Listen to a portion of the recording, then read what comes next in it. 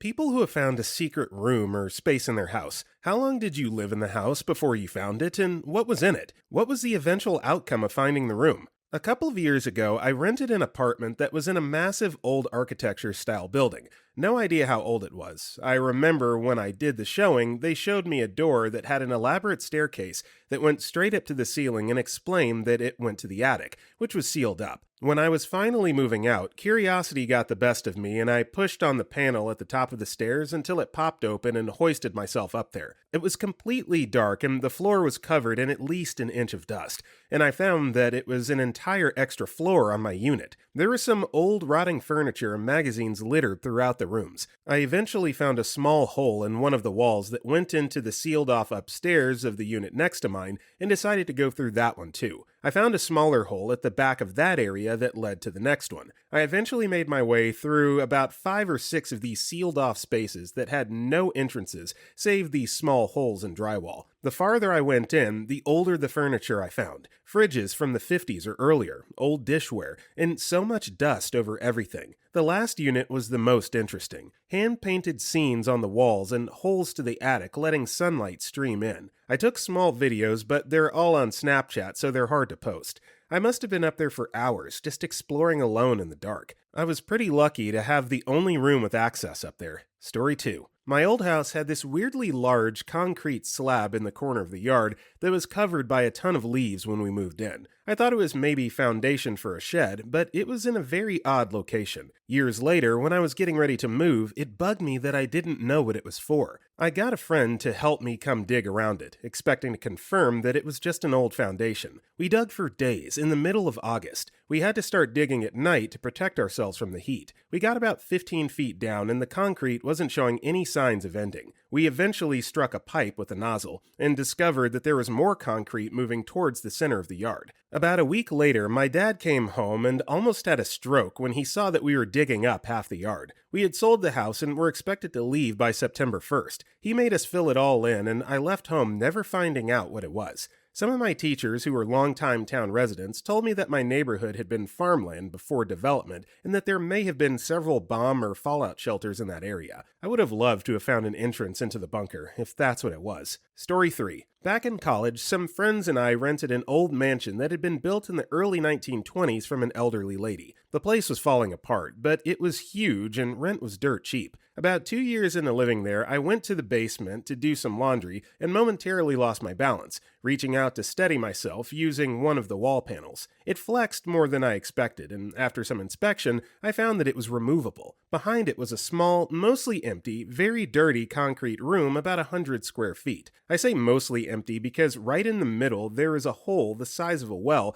that had been previously bricked up. It must have been old because the bricks had eroded at some point and exposed some of the hole, maybe a 2-foot diameter circle out of the full 5 feet. After calling my friends down to look at it, I got the courage to creep a little closer and peer down into it. There was another room, roughly the same size but deep, maybe 15 feet down and mostly dirt. We shined a flashlight down into it and I could swear there was a teddy bear at the bottom. Unfortunately, despite plenty bargaining, none of us were able to work up the courage, liquid or regular, to tie a rope and climb down for a closer look, especially after we noticed that the bricks, which I thought had fallen, were all accounted for, scattered around the hole as if something had broken out. At the risk of my account being discovered by my Redditor friends, this was in Pittsburgh. We did a little research and I think the sub-basement may have been related to Prohibition, but honestly, I'm just willing to accept that explanation in order to avoid lifelong nightmares. Story 4. We bought a house that had been built in the 1880s, lived in it for 7 years, and then had to have some wiring work done. The electrician was working down in the basement and wanted to drill through a brick wall to the outside for some reason I no longer remember. We give him the okay and go about our business. He starts drilling and then stops, comes upstairs and tells us he just found a bricked up room and what do we want to do about it? Well, we kinda still want our wiring situation taken care of, but if there's a body and some amonadillo in there, I definitely want to know. On the other hand, I don't want to let my sister's boyfriend knock the wall down with a sledgehammer. As we're discussing this, the electrician offers to run a scope through the hole he just drilled so we can have a look without doing more damage, or as he put it, destroying evidence. So our new friend gets his scope set up, and we all go down to the basement and watch the monitor. It's a very small space, maybe 3 by 5 feet. Nothing in there but a really old, gross-looking plushie. Not a teddy bear, maybe a dog? It was sewed out of some kind of patterned fabric in a vaguely dog-like shape. That's it, nothing else. Electrician asks what we want to do. I ask if he can seal the hole he just drilled because this is definitely how ghost movies start. He agreed and patched it up, drilled somewhere else, finished the rewiring, and we all continued our lives. We moved out 2 years later, and as far as I know, Haunted Doggy is still bricked up in the basement of that house. Yeah, I feel like all ghost stories start with houses built in the 1880s. Like, how is that old thing still standing? And why would you want to live there? There's so much history that you probably have no idea about. No thanks, I don't care what the rent is. Story 5. My grandma's house is about 244 years old. I think I was about 12 before I realized there's an extra window between the kitchen and what was at the time the living room but has since resumed service as the dining room. Logically, it didn't make sense. I knew there was a butler's pantry between those two rooms, but I knew there was no window in it. I went climbing through the huge old bushes under, almost over the window, and eventually found an overgrown door. It was like that part in The Secret Garden where Mary finds the door in the ivy. It wasn't opening, and I was too little to look in the window. Unlike the book, a little bird never showed me where the key was buried, unfortunately. I kind of forgot about it. Figured it was just as forbidden as the third floor/attic, which I was fine with because the attic was where the Shadow Man lived. That's a whole nother story. Until a few years back, when my aunt uploaded an album to Facebook. It was part I lost count of a now abandoned project to renovate the old family homestead. The workers had cleared the jungle that was at the back of the house and gotten the door off the hinges. It was actually nothing, just a little extra storage space that had been cleaned out decades ago. But she also posted some history. The house used to have an annex, dates unknown, making it into a T. There are absolutely no known pictures of that annex, which hurts. My aunt, who has a familial interest in history, and she thought the window must have been original to the house, and that the shed was basically empty space left over after the annex was eventually demolished. If anyone's interested, I can try to find pictures of the house. I love that place. She used to have a known collection of history which I've seen with my own eyes, but no one knows where it is. I'll have to copy that online the minute I next get my hands on it. Story 6. After 15 years, we found a second basement in our farmhouse. My father had removed one of the large rocks that makes up the basement wall. I crawled under the log frame a few feet, and there was a wall made of baseball-sized rocks. I knocked those down and entered an old root cellar. There were shelves and shatter mason jars and bones. Lots and lots of bones. We dug a tunnel so we could access the room. Found many secret areas in my current house behind wood panels. First secret door was in the basement. It led to an underground bomb shelter with separate air intake and water line. I knew of it prior to buying the home and was a major selling point for me. Stocked with a radiation detector, used for storage. Second room was only 3 feet high, had a light and a bunch of toys, crayons, and drawings.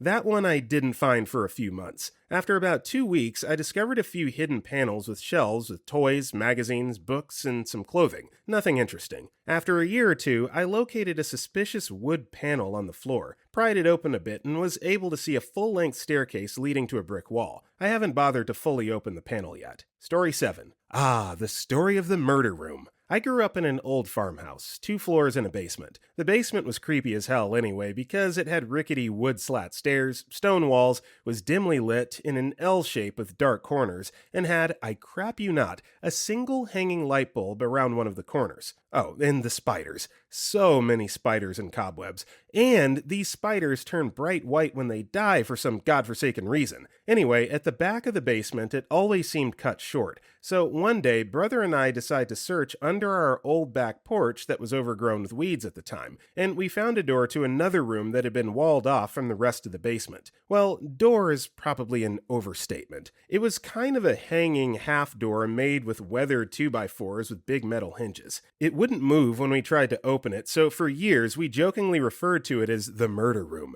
daring friends to go inside, which no one would, of course, and the legend grew. What could be in this room? If it was for storage, why would it be walled off from the rest of the basement? Eventually, we could lift the door ever so slightly, but it was pitch dark inside, and when my brother pushed me in one day, our mom would end up telling us to stop messing around back there, that the old door was dangerous if it swung down on us, and she didn't want us playing back there anymore. Of course, this only made the interest grow because, while freaking out, I had made a discovery while inside. Even though I couldn't see, the floor was made of dirt. What the hell was going on? One day, our mom had the old carpets thrown out and finally fixed the wood floors under them like she always wanted to. Eventually, when cleaning out a tiny closet under some stairs, I noticed that some of the boards made a distinctive square. It's right over the murder room. I pulled up the square and saw the same dirt floor I felt years before. My girlfriend and I ventured inside and found a small chair and a child's school desk. Take it as you will, but I guess it freaked us out. Later, I found out many buildings in our town were linked to the Underground Railroad. Take it as you will, but that was the story of the murder room. Story 8. I was pretty young, maybe 7 to 8, so I don't remember all the details. But my family moved into a new house, new to us, but maybe 20 years old. There was one closet in my older sister's room, 9 to 10,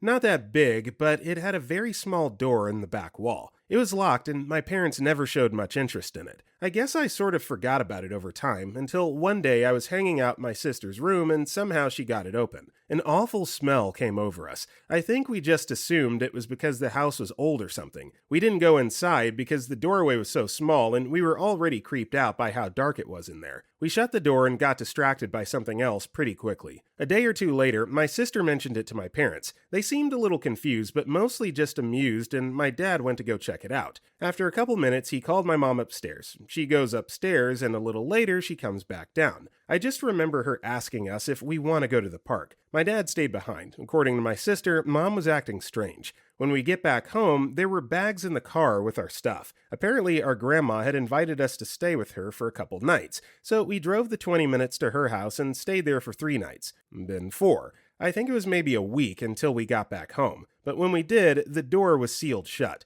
eventually replaced with more drywall. My parents never talked about what was behind the door. I always wanted to ask them, but they both died in a car accident when I was 15. Story 9. Not exactly the same, but when I was probably 8 or 9 years old, I went touring a house with my cousins and siblings. I think my parents or grandparents knew the owner, and the owner explicitly showed us a secret room that was underneath the counter. The cabinet slid out and revealed a staircase. My siblings and cousins and I thought it was extremely cool and proceeded to look around the pretty much vacant house at that point, and wandered into an upstairs bedroom. I should mention at this point that I had recently watched some mystery movie. I want to say it was one of the Sherlock Holmes movies with Robert Downey Jr., but it's been so long I can't really remember. But whatever movie or show it was, it had that cliche of a character knocking on a wall and then moving to a different part of the wall, and the pitch was different, signifying it was hollow, and they pushed it open and there was some secret room. The bedroom me and family had wandered into had paneling on the wall that looked like it was ripped directly out of the movie.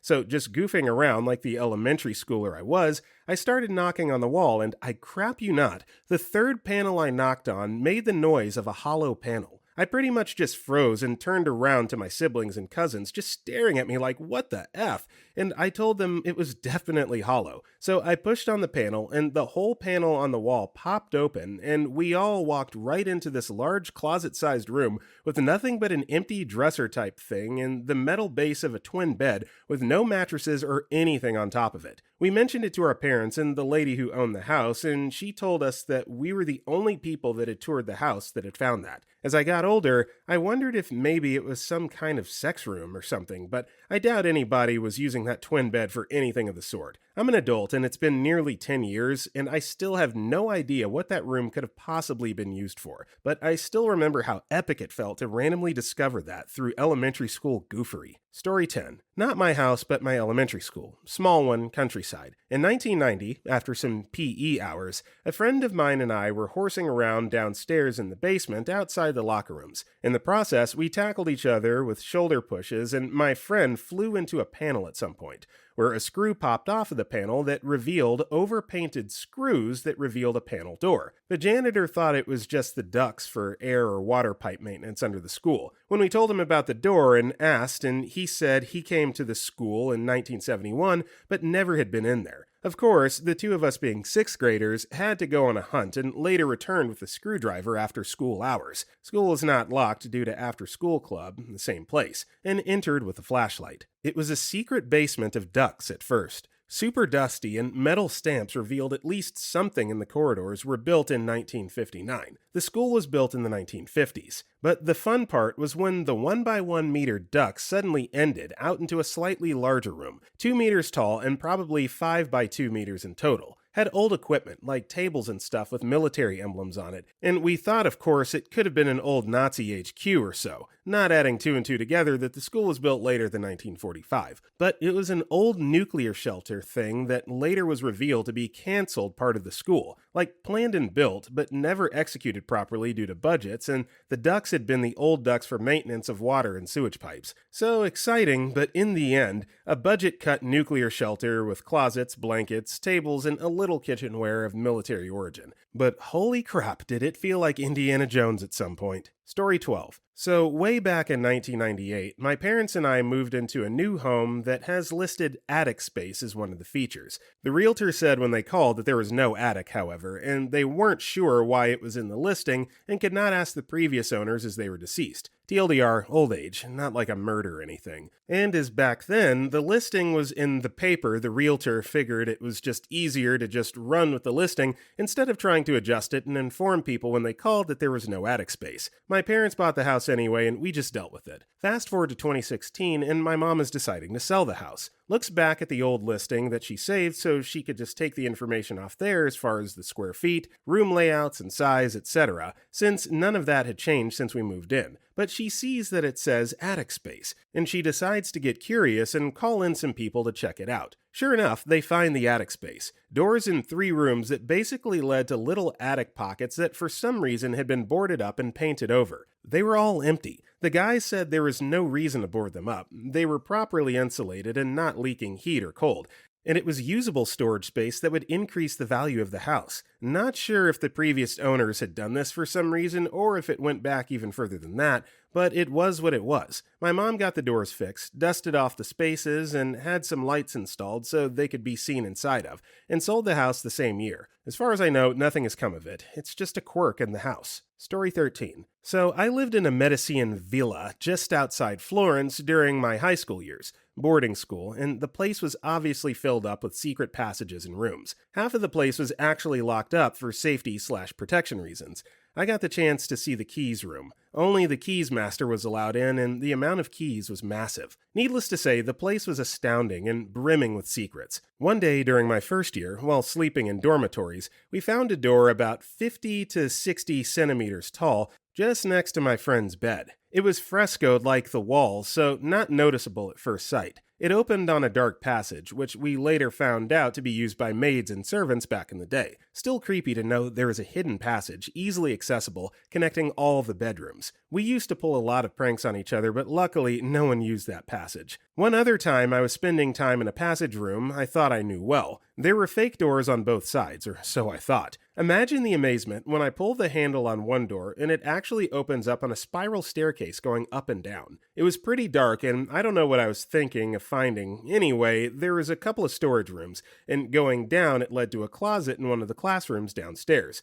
Easy way to sneak people upstairs, lol, and up to the infirmary area on the 3rd floor. There is also a passage in one of the classrooms leading to a church outside. I've also heard of a mosaic room under the fountain in the garden, a passage leading to one of the major palaces in Florence, used by the Medici family to run away just in case, and I think I found it, but I never had the courage to go in. Also found a secret washroom and many other things. I usually went exploring on Sunday morning. More than 10 years later, I still dream about exploring that place, and my subconscious has filled up the empty spaces with dreams and expectations. So obviously this isn't something that we think of as kids, but like the whole time I'm reading this, I'm like, man, you totally could have been lost down there and never discovered again, just wandering off the beaten path. Even though it's technically a beaten path, it hasn't been beaten in 50, 60 years, probably, so man, risky, but cool story. Story 14. Not my place, but at my friend's when we were younger, and a bit naive. His family moved into an apartment block, and while exploring,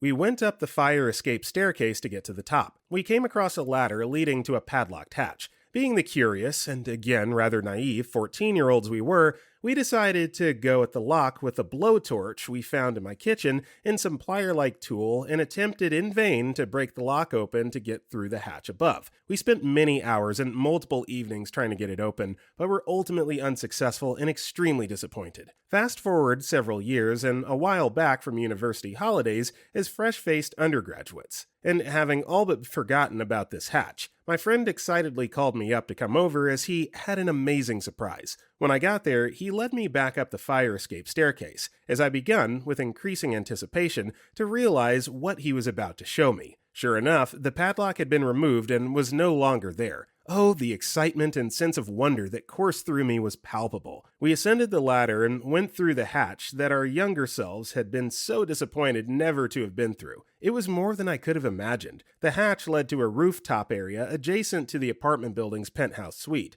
including a multi-tiered balcony and working jacuzzi. There was also another ladder leading to a raised platform a further 10 meters up from the initial hatch, which provided stunning views of the surrounding area. And the best part? The penthouse was unoccupied and its balcony areas and jacuzzi completely accessible. Needless to say, we used that area for beers, smokes, and general gatherings, etc. for the rest of that summer and several holidays following it. I believe the following year someone moved into the penthouse and it got a little difficult to get up there without attracting attention, before my friend's family moved somewhere else. The excitement and happiness that the reality of what was through the hatch exceeding our wildest childhood expectations is a memory that I had until now, more than 12 years later, nearly forgotten until I saw this post. Thank you for speaking it again. Story 15. I've seen a few secret rooms in other people's houses. My best friend growing up lived in an old family farmhouse in New Hampshire. In the attic, there were 3 secret rooms, accessed by crawlspace size openings. As I recall, one was accessed through a small tunnel that would be just big enough to crawl in. They found an old bonnet and children's hoop toy in one room, I think. As a kid, I was told they were part of the Underground Railroad. Not sure if that's true, but the house was certainly old enough, and it's along the New England route. In older parts of Massachusetts, I've now seen 2 houses with Indian rooms.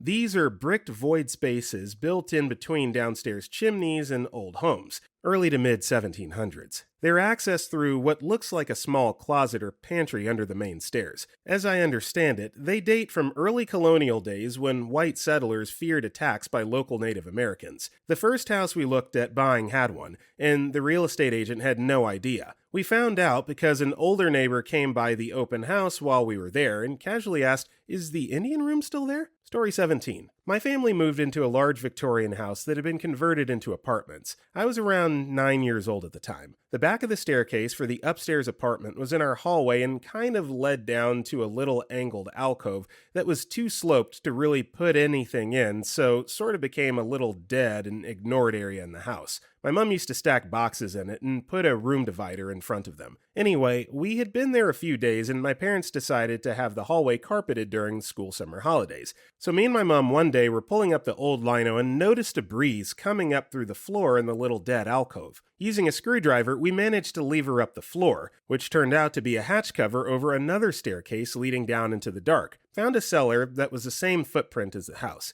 Had workrooms full of old tools, stacks of old magazines and newspapers, and general clutter dating back to the 1930s. There were 4 rooms in total, and in one of them there was a stack of U.S. Army equipment and manuals, which was really confusing as this was a house in London. We ended up giving the U.S. kit to the Imperial War Museum to add to their collection, and there was some odd stuff like U.S. anti-aircraft gunfield service manuals and U.S. paybooks. Story 18. Wasn't my house, but this guy that had a massive house, 6 or 7 rooms, and a massive yard that was beat to crap because it was on this larger property and rented out to college kids. Not that nice, just big. Guy that owned it was my dad's friend, and he paid me to clean it up for him when I was like 13 or 14. Anyway, one of the jobs was to clean out all the insulation and cobwebs and crap from the basement. There was a large room for storage by the door, but at the very far end was a little corridor? Basically, where the floor ended and the dirt started going into the fountain and the plumbing of the house. I cleaned everything out, cleaning as I went. Around 4 different turns, approximately 50 feet down the way, crawling over and under plumbing and around electrical.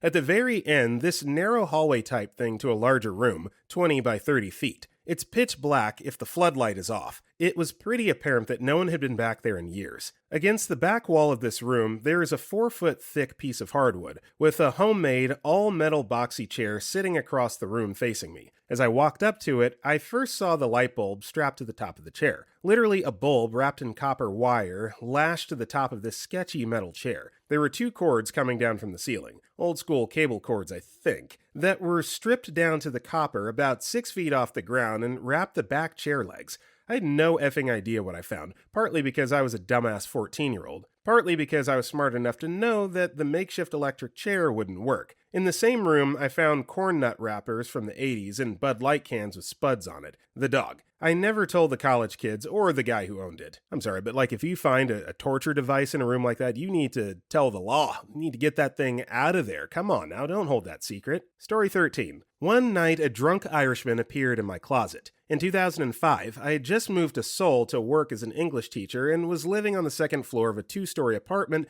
that was at the top of a small office building. My roommate, who lived downstairs, decided to throw a party and invite a bunch of expats over. They were all drinking and having a good time, but I wasn't into it and went to bed pretty early and locked my door. A few hours later, I heard some knocking noises coming from the closet. I sat up so suddenly, the closet door slid open, and there was the top half of a very drunk Irish dude with no shirt on. He looked at me and said, "Where am I?" To which I replied, "You're in my closet." He asked how to get out, and I asked him how the hell he got in. Then he suddenly disappeared. In my underwear, I got up and slowly made my way over to the closet. I looked inside in the dark and saw nothing but my suitcase. It was entirely empty. For whatever reason, I decided to just get back into bed and figure it out in the morning. Next morning, I found a trap door in my closet that led to a set of unfinished stairs. I crawled down the tiny stairs that led me to a space just beside my front door, which had been covered in garbage bags. I guess the developers had planned on adding more floors to the building and never finished, or... I used my secret entrance to avoid my annoying roommate until he moved out a few months later, and then I took the downstairs room. Story 20. Not my house, but in my grandparents'. I had visited them regularly for years and years, and not once had I been into their bedroom. Finally, after 18 years, I was invited in by my grandmother along with my dad. When I was in there after a few minutes, my dad jokes about the bathroom. I had no clue what he was on about at all and thought he was joking.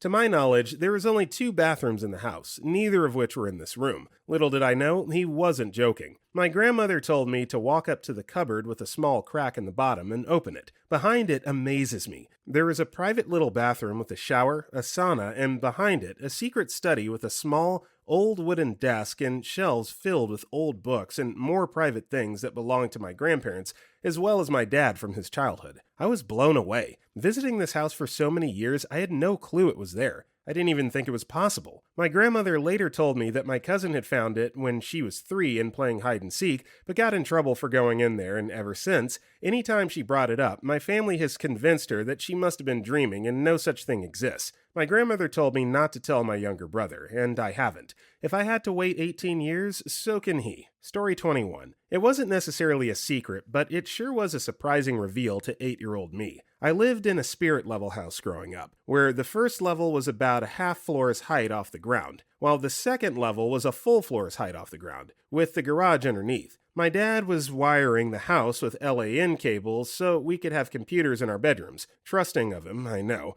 And while he was running these cables through the house, he got to show me where the entryway to the crawlspace under the first level of the house. It was hiding behind a board in the laundry that had always been hidden by furniture or laundry hampers, so I'd never noticed it. I took 2 steps in with a flashlight to look around. It was dark and covered in dust and spiderwebs.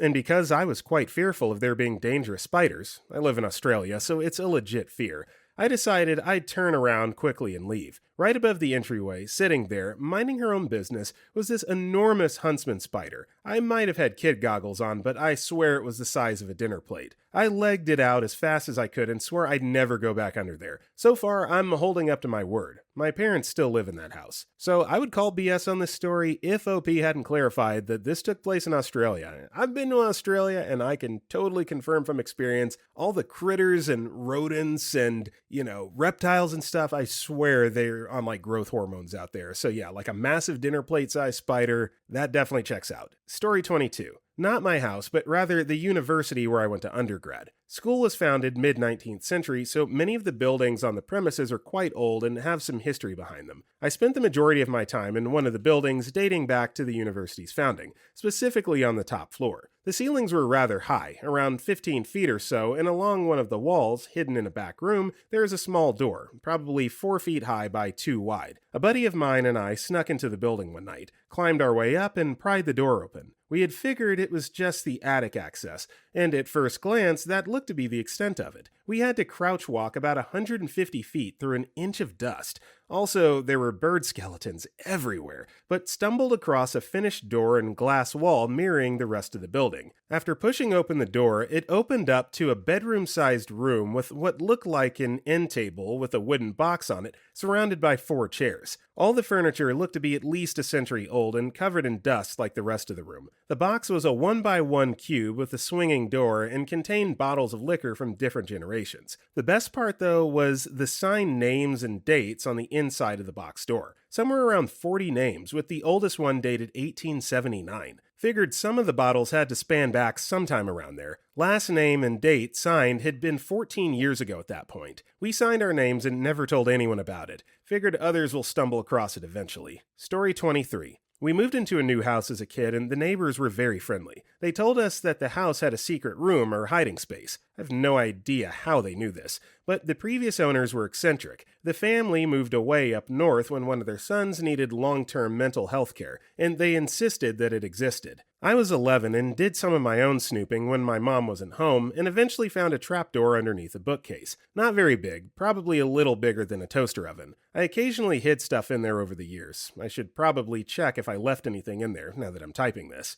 The other side of this story is that when I was in middle school, my mom's a-hole boyfriend was tired of my mom and I arguing over my bad grades, slacking off, typical preteen nonsense drama, etc. I came home one Saturday to find my entire room cleaned out. My comic book collection was gone. CDs I had bought with my Christmas money, probably toys, though I don't think I was playing with any by 8th grade, and I was distraught. Neither of them would tell me what they did with my stuff, and I was absolutely enraged. A week goes by without my stuff. When they left for the grocery store, I found he had quickly thrown up some drywall underneath the basement stairs closet, painted over it, made it look good, basically walling it up in a new room like Edgar Allan Poe story. All it took was a butter knife, determination, and 20 minutes, and I had access to my stuff. Learned never to trust either of them again, and to hide my comic books inside my beanbag chair and box spring mattress. Alright, so it's one thing to know that they've hidden your stuff, but to just have the gauchos to go in there and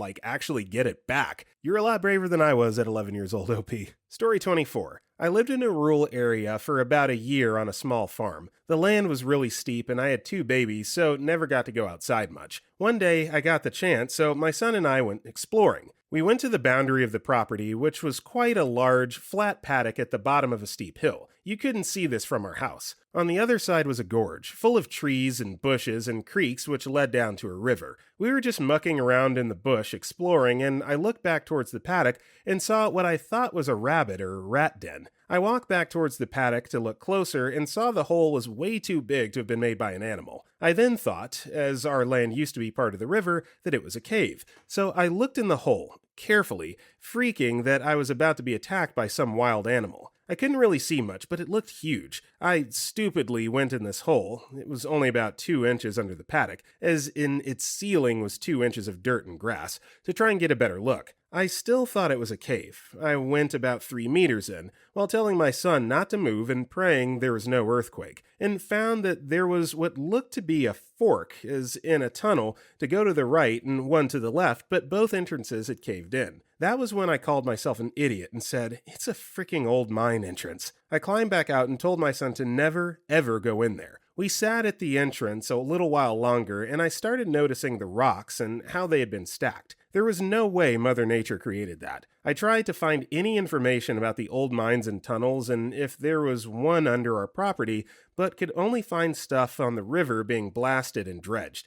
I was literally sitting on a gold mine, but in the year we were there, we only discovered a couple of tiny specks. We were renting, but I always wanted to buy the place and dig up some of the land. In my mind, the old-timers were focused on the river, but what about all of the gold left up on the land where the river used to be, millions of years ago? I would love to go back and explore more, but I don't ever enter old mines. Interesting, but so dangerous. I totally would again. Story 25. This didn't happen to me, but rather to my father almost a dozen years ago. He works on interior renovation, and his client bought a giant 9-room apartment in downtown Lisbon, Portugal, that was vacant for almost 50 years. The exterior of the building was kept in perfect condition, but the interior of the apartment and the top floor was severely degraded, and the sale was made with only a very basic building plan. Since the most extensive documentation ventilation was long lost. The building was from the 18th century, and to add to the complications, most of the interior doors were locked and had no keys, so it had to be taken down in order to access the rooms. So they're starting to tear down doors one by one, finding every room untouched, until they stumbled upon a large, very, extremely effing, solid oak door where in the rough plant they had was just a wall. They had cleared all the remaining rooms and there wasn't supposed to be any door there. At first they thought it was a fake door, something just to give the impression that the building was larger than it was, and behind it would be either just a small crawl space or maybe even nothing and just the wall from the floor plant. Breaking or sawing the door was proving to be unproductive. Did I mention the door was really solid? And so they had to break part of the wall around the door just to make it fall to the ground. And to the giant oak behemoth fall with a loud bang, and when the dust cloud started to settle, it uncovered a large corridor with small doors on each side. At first, they thought they had broken into the apartment next door, so they shouted for an answer, but with closer inspection, the flooring in this corridor was the same as the rest of the building, and it had a similar amount of dust all around. So they started to open each door in the corridor, as none was locked. Inside every one of this 8 small rooms was a tiny bedroom, still with the old metal frame beds intact and a tiny closet full of old clothing. It was the servants' hall, and these were their rooms. The owner thought he bought a 9-room apartment, but in reality, there were 17. The guy basically struck upon gold without knowing it, and made a fortune reselling the restored place as 2 different apartments. TLDR, my dad was making interior renovations for a client in an old apartment without building plants, and behind what they thought was a fake door, screwed to a wall, there is an entire servant hall that doubled the apartment space. Story 26. My grandparents have a sort of dirt mount that's 40 by 50 meters just behind the house. Basically, the house was built on an 80-degree slope. Note that the house is in Belgium, which is important. Well, down in the basement, there was this wall that had that secret passage feeling because that part of the wall was clearly using different stone masonry for the size of a small door. After years of joking about it with my father, who ordered me to never talk about it with my grandma, one of my uncles told me the story of that room. During World War II, my grandparents used to have a lot of Jewish friends, and with the Nazis taking control of the country, they decided to use a part of the ground that was hollowed out for security reasons that was in the slope, to have a small room where people could survive hidden in. And they used that room for years to help people hide from the Germans. At some point, a friend of my grandma asked her to hide her 2 kids, and less than a week later, the parents were taken and sent to a work camp. After a while, the kids got sick, but my grandma couldn't get access to medication under the war effort restrictions, and the kids passed away from sickness in the hole, hidden from everyone. And then the kids' parents survived the camp and came back to find them deceased. We're obviously not allowed to talk about that with my grandma because she's still angry and sad about that whole story. Also, on top of the mount, there's a big patch of flowers in the middle of the trees for no apparent reason that my grandma always took great care of. And now that my grandma's in a retirement home, without saying why, my uncle started going there once a week to take care of the flowers. My father told me that he believes that this is where they buried the kids, even if they gave them a proper burial after the war. And about the hole, before you ask, my grandpa got the hole filled with concrete and the wall properly closed after the war, so there's nothing anymore behind this secret passage wall. Story 27. Ours wasn't really secret because it was kind of obvious there was a space there, but normally it's a dead space in a house and we didn't think about it. Ours was under the stairs leading to the 2nd floor. They were stairs that went up to a landing, turned right 90 degrees, and then right 90 degrees again to go the rest of the way up. My uncle had remodeled the house for my parents, put in a kitchen, built bedrooms, basically turned a skeleton of a house into a beautiful 3-bedroom, 2-bath. We found the space when we noticed a small water leak and needed to get under the stairs. There was a pipe that ran the length behind the wall and we could hear dripping. So Dad cut out a man-sized hole in the drywall to crawl in, and found a kid's playroom. My uncle had used carpet remnants to put carpet down, built a few small shelves between the studs for storing things, and even put in 2 electrical outlets. He had strung up Christmas lights and little yarn-knitted chains I'd made over the years. He had meant to put a half door under the stairs, but he'd created the room pretty early on, meant to surprise us with it, and then completely forgot about it when it came to drywalling that floor. My brother and I had both been into Harry Potter when he made it, so he thought he could make us our own little space under the stairs. My parents knew nothing about it, so finding it was a surprise for the entire family. The space was big enough for 4 kids to squeeze into, so we set up our game systems and played Super Smash Bros. All the time in there. It was a quiet place to read and nap. My parents never did put a door up. They just wedged the drywall back into place, which made it even more fun when friends came over and we would yank down a wall to reveal a rockin' kids' room. As we grew up and got too big to use the space comfortably, my mom swooped in and stole it to store her camping and fishing gear. It still has the Christmas lights and yarn chains hanging up. Mom says if they ever move, they're going to redecorate the space, fill it with toys, fix the drywall, and leave it for the future owners to find, like a time capsule. Story 28. About 11 years ago, we were renting a house in Arizona. The garage had some built-in storage shelves and cupboards, which my husband loved and quickly filled with tools and whatnot. A few months later, he wanted to rearrange some of the shelves to make more room to work on a project car he had at the time. As we took shelves down and were moving things around, we came across a door. For whatever reason, we never noticed the door handle that was kind of hidden from the shelves. The door handle was reversed with the lock on the outside, which was odd because that meant you'd only be able to lock someone in the room and not out of the room. There was also a peephole in the door, and it was reversed as well. We opened the door, and there was a tiny storage-type room with a single light bulb with a pull string on the ceiling and no windows. There was an old mattress on the floor in there that was dirty and stained with God knows what. Later, we found out through an older neighbor that the man who used to own the home was in prison. Disturbingly, he was busted for locking young girls in there and doing dirty things with them. The room should have been some nice extra storage space, but it creeped me out thinking about little girls being S8 in there. Story 29. I'm in the middle of your questions. We found the space, but haven't really done anything yet with it. Our house is a 2-level house, but the roof starts at the top of the first level and ends at a point above the middle of the second level. We have 6-foot walls on 2 sides of the rooms upstairs, which create a 4-foot wide space behind those walls that we call our attic space. We also have a front porch and entryway that have their own roof that's perpendicular to the main roof. The original owners of the house decided to put wood paneling along the inside of the main roof in the attic so the insulation wouldn't be exposed. I had lived there for 4 years debating in my head if there was something substantial above the porch, so one day I convinced my wife that we needed to check it out. I made a guess where the peak of the porch roof was and peeled off the paneling. I then stuck my hand through the insulation and found space behind it. Sure enough, there's a space with a 45-degree angle ceiling about 6.5 feet high at the peak, about 18 feet long and 5 feet wide. There's only about 10 feet wide of usable space, so I've decided we should turn it into a secret reading book. I've insulated the space since it was not previously, which helped the entryway from being cold since it shared that attic space with the porch, and have laid down some plywood for the floor. We plan on putting in a window and lighting, but the birth of twins have delayed it for a little bit. Story 30. My family moved into an apartment when I was 1. It was 2 floors, but the basement was unfinished and we shared the space with the neighbor upstairs. In the basement were 4 doors. One led to a small space under the stairs. Across from that, a boarded-up door our landlord said led to an even smaller space than under the stairs,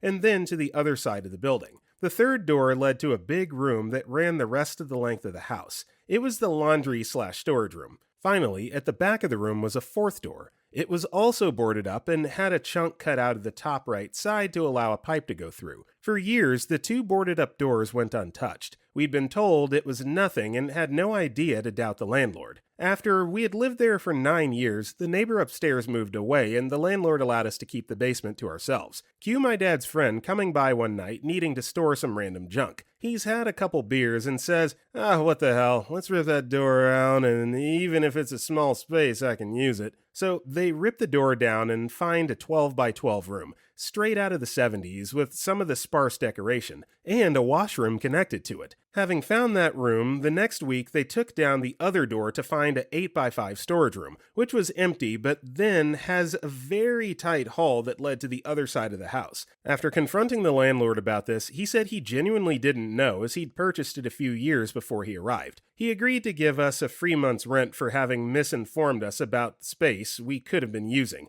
so my fam was pretty happy about that. To this day, my dad still lives at the house, 31 years running, and that basement room has been used ever ever since. Story 31. This one I can actually reply to. I've waited my whole life for this moment. So, not more than a week ago, I noticed that my closet was kind of moist. There was this little panel on the left side that was all boarded up. Weird, but I didn't think much of it until I was cleaning the closet. House was built in the 40s, FYI. Turns out, behind the panel was an open crawl space that had access to the outside. Like, I could see light flooding in from the edge of the house. Within the crawl space were a handful of pipes that had been rusted over, plus an insane amount of mold. Few days ago, we had the pipes replaced and the crawl space boarded up, but while I was down there looking from the outside at the hole, I noticed something effing terrifying. In the dirt were boot prints and drag marks, like someone had been living it up in there. Further inspection revealed about a half a dozen needles. This was in my bedroom. No idea how old the contraband was, but the idea that someone was chilling underneath my house, feet away from where I sleep, was nightmare fuel. Second story. Sister renovated a beautiful older house with her new husband down in North Carolina. Built in the 20s, across the street from a park and a corner lot. The place was in really rough shape when they first bought it, but they did an incredible job fixing it up and restoring the older features. My sister and her husband/kids slept downstairs, while there were 2 bedrooms on the second floor. I stayed in one of the bedrooms whenever I visited. The wall was kind of cut out in a really odd manner that didn't make sense, like there was a hidden room. Turns out there was a hidden room. The wall had this sort of vertical paneling, so we didn't notice the door at first, and kind of blended in. But once I found it, it was quite obvious. The room was tall enough for me to stand in and move around, with a slanted ceiling that had exposed beams. One of the beams had a little more written from the previous owner. Something like, Julie, 1970X. Good job finding this room. Enjoy the house. Told my sister about it, and she's a school teacher in this little town, so everyone sort of knows everyone. Her work colleague says they knew a girl who used to live in the house named Julie. She died in a jet ski accident in the late 70s. Story 32. This was not a house I lived in, but a home I inspected when I worked as a rental housing inspector. We were in the basement of an old home, and there was a door on the exterior wall that seemed out of place.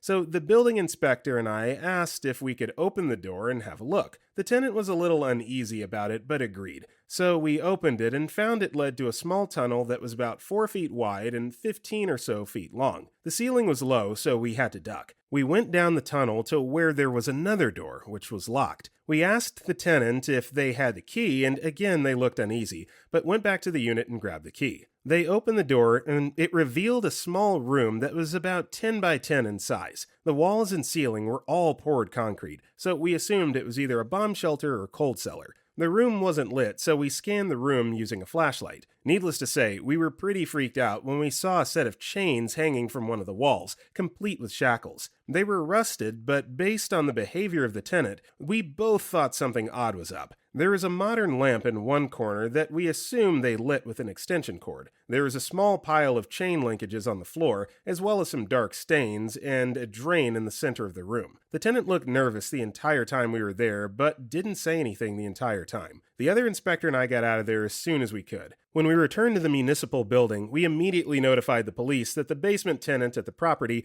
appeared to have a little dungeon in an old cold cellar that's in the middle of the yard. The police showed up, but when they went to the property a few days later, the tenant had moved and the chains and stains were gone. So that last paragraph definitely saved this. The whole time I'm thinking, what? Call the police, tell the police, like they need to know about this. But the sketchiness of this dungeon, coupled with the fact that they just packed up and left as soon as the house was inspected, obviously there's foul play here, so, you should be able to get this person's information based off of the old homeowner records or whatever, track them down, lock them up in their own little dungeon. That's horrible. Story 33. This is going to be long. Post is kind of old, so I don't know how many people will see this, but I just thought of it and haven't talked about it in years. I used to live in a 2-story house that was built in 1900. This was almost 20 years ago, so it was just over 100 years old at the time. There's a picture of the rear of the house. In that picture, the back section is the kitchen and attic. The painted red brick level is the basement. My first clue as to how old the house was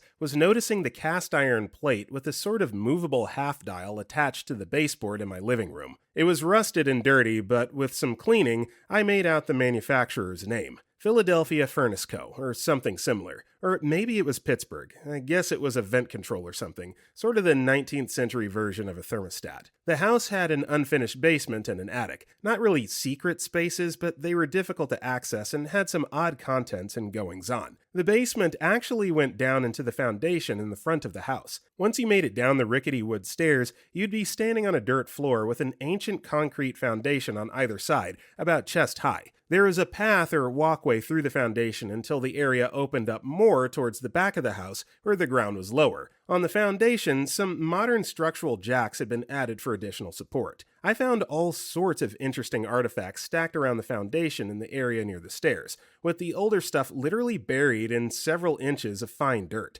Very old brown glass bottles, maybe medicine bottles, a little bone-handled brush, maybe a very old toothbrush, though the head was twice the length of a modern toothbrush, boxes from a first or second generation Apple Macintosh, CA, 1987 in perfect condition. Every trip down there became an archaeological dig. This first area had a bare hanging bulb, which was the only working light in the basement. At the rear corner of the basement, which I could only reach by after taking a big U-shaped path through the cut in the foundation, clearing the cobwebs along the way, there was an old door in a brick wall, nearly falling off the hinges, leading to a separate room, maybe about 10 by 15 feet or slightly larger. The basement light didn't reach this room. That's where things started to get a little weird. That room almost looked like the remnants of an old grow operation, but I don't think that's what it was. The first noticeably strange thing was that the ceiling was covered in old electrical wiring and multiple rows of copper light fixtures, a grid pattern of maybe 12 to 20 lights. The wiring and fixtures obviously weren't original to the house, but they weren't new by any means either. Insulation was stripped or falling off in many places, with the wire core frayed or even broken or missing in sections. The copper fixtures were tarnished. No bulbs remained. I don't remember if there was a visible switch. The wiring didn't seem to be connected to a live breaker, fortunately. This room had old, rough wood flooring, unlike the rest of the basement. It also had an exterior door, very old and not too sturdy, with an old padlock. I didn't have the key. That door isn't visible in the picture above. It would have been under the wooden staircase, where the view is blocked by the kitchen area. Aside from the lights, there were no signs of a grow operation. No form of irrigation, no noticeable mold or water damage, no soil, just dry, fine dust. Light fixtures were for incandescent lights and were very clearly far older than modern, compact fluorescent bulbs. I always wondered why so many lights were needed for a small basement room. The basement always made me a bit ill at ease, but I found myself fascinated by that back room. I would occasionally make trips down there during the day with no real reason, despite the overall creepiness of the place. During the winter, sometimes I would hear the most awful demonic moaning, growling, and screaming coming up through my living room floorboards from the basement below. Turns out there is a gap somewhere, and stray tomcats would sneak in to warm up, and then end up facing off and fighting when they ran into each other in close quarters. The first time I heard it, I have to admit, it made my blood run cold until I figured out what I was hearing. On maybe my second or third trip to the basement room, I had a better flashlight and took a closer look at the walls. That's when I realized that the entire right-hand wall was covered with writing, scratched into the wall material, floor to ceiling. It may have been plaster over the exterior brick, but it was hard to tell, due to wear and the patina of gray dirt over it. The writing wasn't noticeable at first, because it was under the patina and the scratches had smoothed over with age. Whoever scratched up the walls must have done it decades prior to me seeing it. Very little of the writing was legible due to a few factors. Many of it was very shallow scratches, and it was the same color as the surrounding wall due to the patina. However, I could make out individual letters here and there, enough to be certain it was writing and not random scratches. One small section of the writing near the center of the wall was scratched bigger and deeper than the rest though, and it clearly spelled out the name, Delia. I told a couple of friends about this and they laughed it off, maybe thought I was joking, so then I took them down and showed them. They didn't really want to stick around and wouldn't go down a second time. After that, anytime they were visiting, we'd hear odd sounds from the basement. I'd say, "Oh, that's probably Delia." They didn't think that was very funny at first, so then I had to quickly and awkwardly explain there was probably stray cats in the basement. One of those friends is dead now, and the other I haven't talked to in probably 15 years, so things get weirder with the attic. The attic was over my kitchen, which had very high ceilings, so high that I could barely reach the attic trapdoor with my stepladder. I never would have been able to climb up there without a much taller ladder. A couple of times, I tried to get a good look up there, but even with the ladder, I was never able to get my eyes above the opening, so all I could see was the roof and beams directly over the trapdoor. The The odd thing is that the beams were charred. It seems the house, or at least the roof, had burned at some point, but only suffered light damage. Aside from the superficially charred beams, the roofing was in pristine condition and was much newer than the rest of the house. The attic over the kitchen and downstairs hallway was actually about the same level as the house's second story, which didn't extend over the kitchen, maybe slightly lower. It probably shared a wall with my bedroom closet. So the weird thing about the attic is that I would hear footsteps up there at night during the winter. I knew the noises in the basement were cats, but it was harder to explain the attic noises, because whatever it was would just pace back and forth relentlessly, sometimes for hours on end, and it was loud. And it didn't sound like it was on 4 feet. It sounded like a little person wearing little heavy shoes or boots. That's the only way I can describe it. It most definitely sounded bipedal. I really wanted it to be a raccoon, but raccoons don't just walk like that in my experience. It wasn't subtle at all. These weren't the creaks and pops of a house settling. There wasn't any chance I was imagining it. Something was effing walking around up there in this attic I couldn't get into, night after night, tormenting me. It had to be an owl, a raccoon, or a possum, or well, something.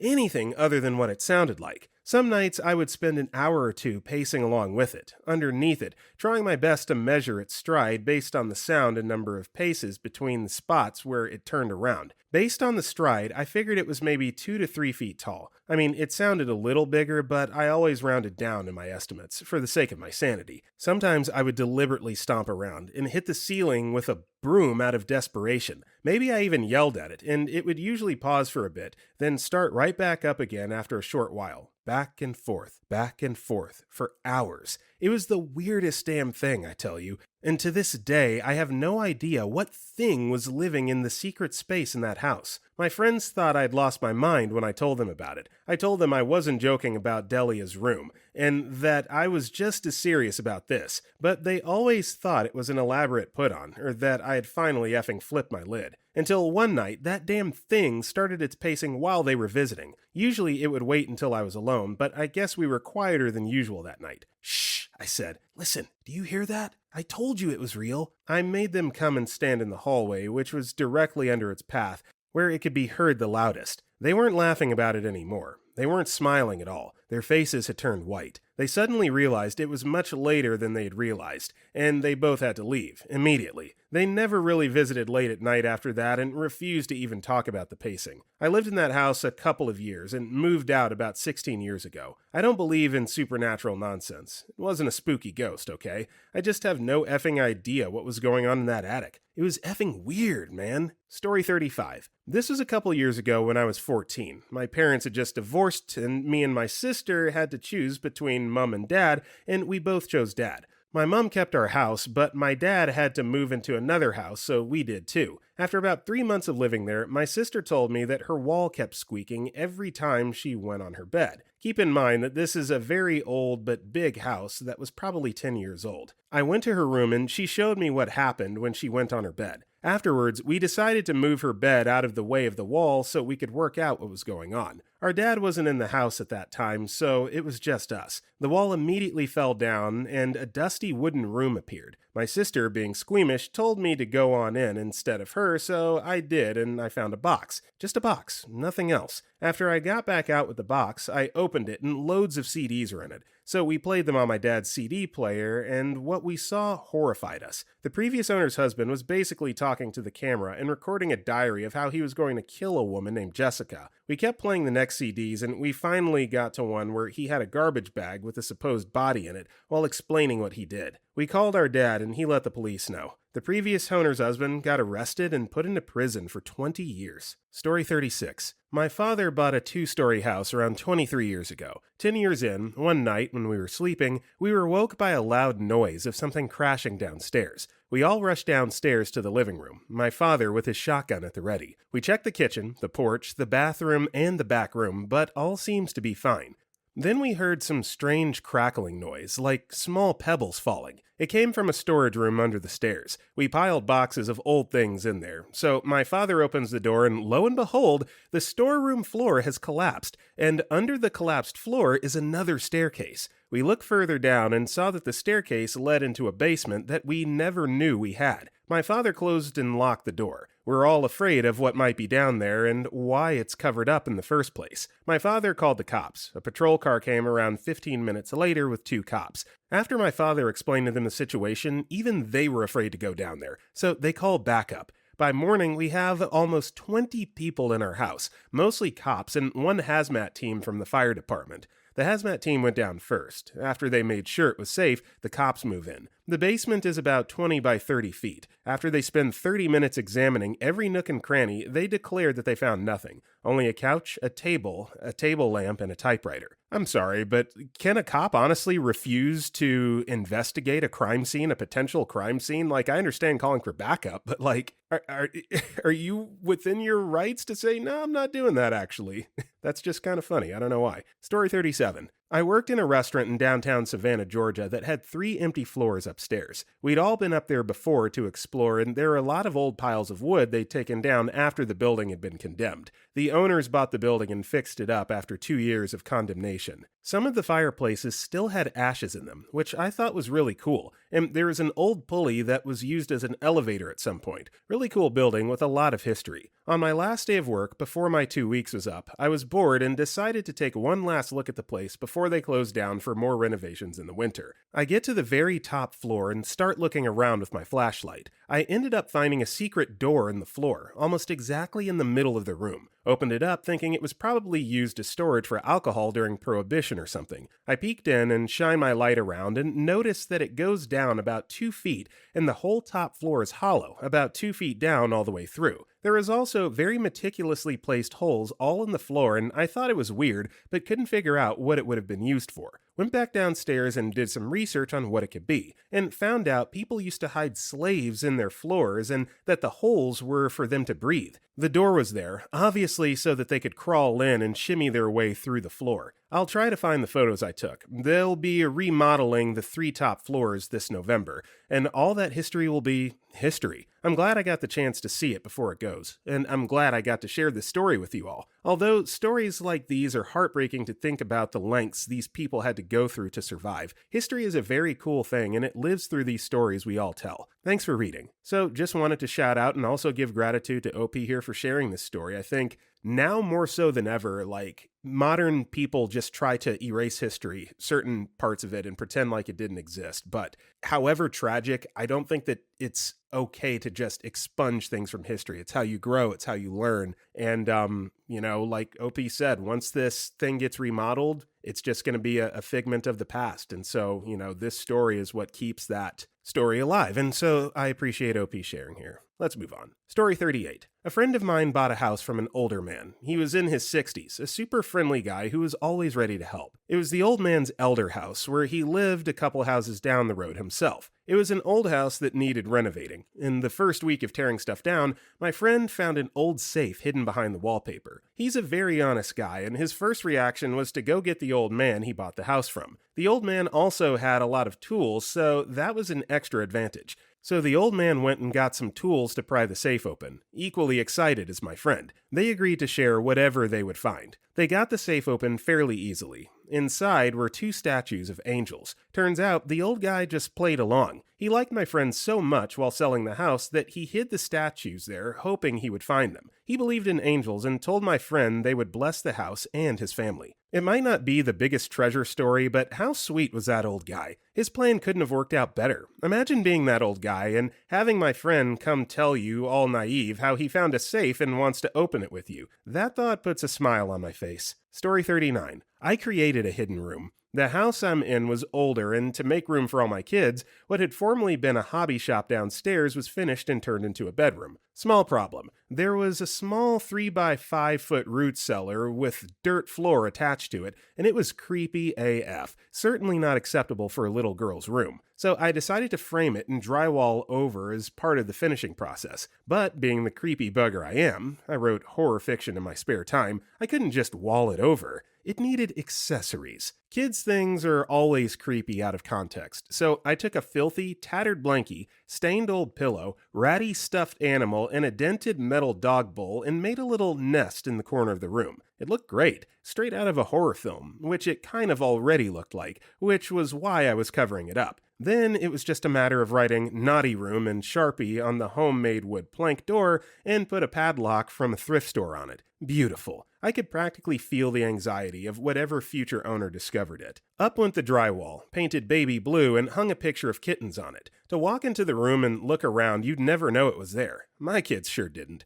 But someday, someone is going to knock on it and feel that it's hollow, and maybe pull the molding and see through the gap that there's a cavity there, and go exploring. My only regret is that I've got no pictures of it because my partner at the time didn't want me to do it. Humbug. So this story makes you wonder how many of the stories we've read so far and have still yet to read have honestly just been previous owners playing practical jokes on the eventual owners by just setting up a staged creepy, horror room or whatever. Just a thought. Story 40. I bought the cheapest, crappiest house in my favorite neighborhood, near where I grew up, from the parents of a friend of mine. Underneath a shed behind the place, I had found an in-ground safe that was full of nothing but water and a dead rat. The whole house was weird. I thought there was some entity that did not want me to be living there. I later found huge, room-sized spaces hiding underneath a dumbass mansardish roof-framing nightmare. There is a tiny glass vial with a little silver spoon attached to it, hidden behind some trim in the bathroom, which I found after a minor fire was sparked by an arcing electrical fixture. There were old cheap lighters stashed everywhere. About 2 years after I moved in, another friend asks, "Do you know about the sauna? There was a murder." I thought there had been a sauna at one point because I found a hidden timer switch box outside of, and foiled insulation inside, a large cedar-lined closet. I emptied it out and put my work floods in there. The inside had been crappily lined with cedar, smooth side out, except for about a dozen boards. I pulled the rough-sided boards out, and they had dried bits of amber and dark-colored stuff that looked like tree sap, but it was not tree sap. It was bits of human. This stuff was everywhere, in a big, rough circle, and had dripped into the trim, but stopped where the sauna bench seat used to be. I turned all the boards good face out, scrubbed and sanded and stained them and put them back. I found a news article, "Shotgun, Heroin Dealer." I'm not really superstitious, but I talked into the sauna and told it that I had no problem with it. I was sorry about whatever happened, and we could share this place. The ghost presence disappeared, and the place just felt happier and brighter. My dog still barks at the door if anyone goes into the sauna closet, but that's the only lingering effect. Story 41. I rented a small cabin in the woods years ago for about 8 months. It was pretty old and gross, but I had just gone through a breakup, so the solitude was nice. I had no internet, no cable, and wood stove heat. After the first month, I got my electric bill, which was over $400. I called the electric company. They had someone come check the place out, and even with everything off, except the fridge, my meter was spinning like a top. He helped me look through the house to find whatever was using the power, but there was nothing. Over the next few weeks, I was buying stuff to update and furnish the place. I had purchased a new floor mat that was going in the bathroom. I got home, and when I lifted up the old bath mat, there was a little door. It had no handle, so I had to grab something to pry it up. When I did, there was a ladder that went down about 7 feet into maybe a 5x5 room. It had a dirt floor and 2 full-length effing electric baseboards. I climbed down, and they were both on full blast.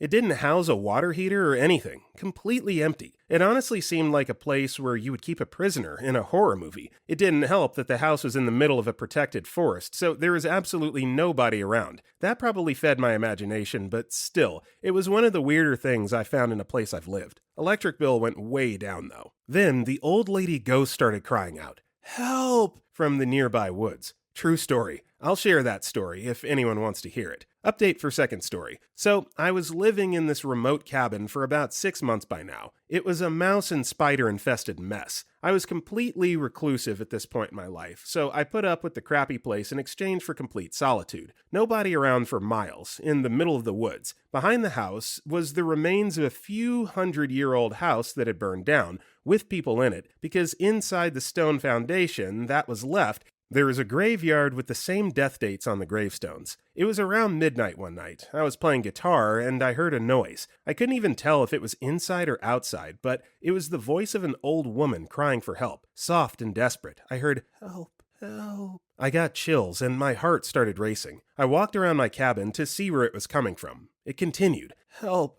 help." I tried looking outside, but it was pitch black. My screen door started lightly banging out front, so I looked through the window. Nothing there. I'm basically in a full panic attack by now. This went on for about 30 minutes, so I opened my door and started yelling, "What? Who's there?" After a few yells, I heard the cry for help again. It seemed like it was right in front of me, but there was nothing there. In a last-ditch effort and going against everything I've ever learned from horror movies, I swung open my door to the outside and let out a guttural, primal scream. Standing in front of me was a feral cat. It let out a meow that sounded effing exactly like an old woman saying, "Help." Turns out, I had to put out traps to deal with eradicating the mice problem, and now, since there were no mice around, the cat came out from under the house to find food. Over the next few days, around 9 different cats came out from under my house. They had been living there the entire time, but had to relocate when their steady supply of mice were gone. To this day, one of the most terrifying nights of my life, and I laughed hysterically for about an hour afterwards. Like that terrified but relieved, hysterical laughter you have after a hair-raising experience. Eventually, the house was deemed uninhabitable, so I moved out. But it was the scariest place I've ever lived, and I lived in one of the most dangerous parts of Boston for 5 years. The end. Story 42. Not my house, but my grandpa's. He was moving out and asked my cousin and I to get something from the house because he was out of town. Before we left, I remembered my mom always telling me that my grandpa would create secret spaces in his house to hide money because he didn't trust banks. After telling my cousin about this, we were searching the house like maniacs trying to find these secret spaces. We ended up finding 2, one in the ceiling of the master bedroom and one in the wall of the unfinished part of the basement. Inside the one in the wall of the basement, we found a huge safe that was opened and empty along with a bunch of old tax and stock market documents from the 70s and 80s. The one in the master bedroom led to the attic and we thought was empty. My cousin and I, being curious teenagers, refused to believe this, so I called my mom telling her about what we were doing, and she told us to check under the insulation in the room/attic. We ended up finding multiple envelopes filled with thousands of dollars each. I think it totaled around $13,000. According to my mom, he's done this in every house he's ever lived in, which is probably 20 houses or so. I wonder how much money he's left behind on accident. Story 43. 3 things. In the house I grew up in, a large home in the country built in the 70s, there's a secret room under the woodroom. The woodroom has this cool hand crank elevator to lift wood up to the first floor from the basement, and in the floor of the room there's a classic wood hatch around 3 feet around. There's an 8x8 small room beneath the house with a sand floor. No idea what its purpose is, but the people who lived there before us were a bit eccentric. In my first apartment I rented, there was a long closet off the kitchen. It seemed like it could be used for a pantry, but it was 10 feet long, narrow, and painted black on every surface. It smelled like sulfur and was lit by a single hanging bulb. I never ended up using it for anything to avoid the pit of hell odor. My grandparents' house was built well over 100 years ago, and there was this neat fixture by the side door. You would go up into a covered porch, and then there was a little door down next to it that originally would let a milkman place the day's milk into a little cabinet that could be fetched from the inside the house. Once or twice as a child, I pushed enough stuff out of the way to prove that I could crawl through the hole. After my grandparents passed away, my parents retained the house, but left it empty. One day, my dad came to check on the house in the winter, and found a variety of children's toys inside the house. It appeared that a couple of small kids had been climbing in through the little cabinet that had been left unlocked, leaving behind toys and Pokemon cards. Still a creepy thing to find in an empty house in the middle of winter until we figured it out. Story 44. When I was a kid, I was outside playing and digging around my parents' house. My parents' house was built sometime in the late 1800s, so it was pretty old. But anyway, I was just digging for craps and giggles, and while digging into the dirt near the stairs leading into the house, I dug up an extremely old iron circular key. I lost my crap because at that time the movie The Secret Garden came out, so my imagination ran wild. But I immediately brought it to my dad because he's always interested in stuff like that, and we checked to see if it fit any of the old doors in the house. Sure enough, it was the key to our bathroom. Very anticlimactic. It wasn't until a few years later when I was down in the unfurnished, dirt floor, spiderweb infested basement doing laundry that I saw what looked like an old door behind the hot water heater. My dad never mentioned this door to me before, or if he ever really cared to see what was behind it, or even try to open it. I walked over to it and tried to open it, but it wouldn't budge. But I looked down and saw the same looking circular keyhole the bathroom door had, so I put 2 and 2 together and grabbed the key I found years prior and voila! It opened up. I almost crapped myself because, my imagination was once again running a triathlon. In the unfurnished, dirt floor, spiderweb infested room, there was just a table and an empty picture frame. There was also a bookshelf with random pieces of paper strewn about on the shelves. I brought it up to my dad and he almost cried. He's a bit obsessed with crap like this, and he saved everything. I'll have to see if he still has any of the things we found lying around anywhere anymore. This was 20 plus years ago. Again, it was a pretty anticlimactic find, but I thought it was really cool. Here I was, 10 years old. Everything I've ever known up to that point in life has been in this house, and I found this random room in the basement. It was creepy, but badass. Story 45. My grandparents bought a small townhouse back in the 1960s that included a single-car garage. They eventually decided to renovate, and they converted the garage into a large storage room and then added on a second-story master bedroom. This bedroom was incredibly large and had 2 walk-in closets and a bathroom. At some time during the 1970s, they used this extended space to host a family of Vietnamese refugees. There was a little door in the second story that opened up into the roof space of the original construction, and as far as I can tell, there were only a couple of plywood platforms thrown down, and then things were stored on top. My grandfather had passed in the early 80s at a relatively young age. When I became a teenager, my grandmother told me about my father's Japanese sword, which had been presented to him by a friend who had been a pilot for the Japanese Empire during World War II. My grandfather was fluent in Japanese, even though he was a 6-foot white guy, and part of his duties with the Army of Occupation was helping translate documents and communications. I went way deep into that weird storage void trying to find that sword. I eventually found a large closet that had my grandmother's wedding dress and my grandfather's old uniforms in it. I always intended to go back and look again, because there is a lot of space that hadn't been touched for decades. My grandmother originally planned to leave me the house after she died, but we unfortunately needed to sell it for her hospice care. The sword, as far as I know, is still there, and if it's ever found by the current owner, they might have some questions. Story 46. Not my house, but my grandmother's. She lived on the Gold Coast of Long Island in an old home in an area that has played parts in American history. When she passed, I helped my dad, uncle, and cousin clean out her home. She was a terrible hoarder, kept things that held value and a lot more that didn't. Boxes upon boxes were in her basement, stacked floor to ceiling, and many of them covered in dust. I had to wear a medical mask and gloves after a while to keep from getting a reaction from the dust. My cousin and I moved a stack and realized that there was part of a wall that seemed different than the rest. We got through and saw a pretty dilapidated tunnel. After getting my dad and uncle to come see, we contacted the local historical society. Turns out that before my grandmother lived in the home, it was one of the many safe locations used in the Underground Railroad. We sold it to the town, who wanted to use the home as a historic site since not many homes are still around that have such clear evidence of this part of history in the era. Story 47. Not safe for work. So, not my house, my aunt's, and technically not secret or anything, just a crawl space under the main part of the house you could access from the unfinished basement. This was a few years ago.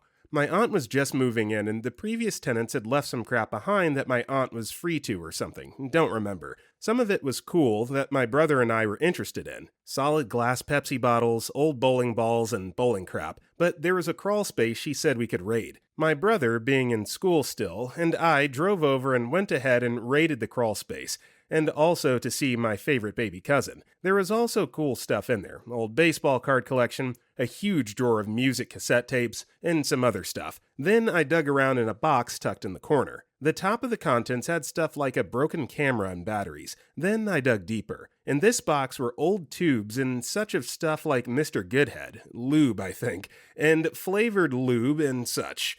Near this box was a stained mattress and a knocked-over tripod. The camera was beyond saving, as it had been down in this dirt-filled, musty crawl space, and even if it wasn't, I didn't want to look at anything on there. No toys of any sort, though. Just a ton of lube and such. Oh, and edible panties. I let my aunt know, and we threw it all out, save the mattress, because we were going to do that with big rubber gloves. Ew. There were also dead mice and different papers and booklets that I had no hope of reading, as they had either rotted away or had a ton of mouse poop/urine on them, and I ain't touching that. In the basement was also a toilet against a wall. Usable, but there were no walls in this basement, save for the outside ones, and some to block a view of the water heater and such. The crawl space was the gross part of all this, though. Story 48. I spent my teenage years in a turn-of-the-century home that was built and lived in by a few generations of wealthy family until my dad bought it. The basement was a maze of rooms with concrete walls designed to support the 3 stories above it.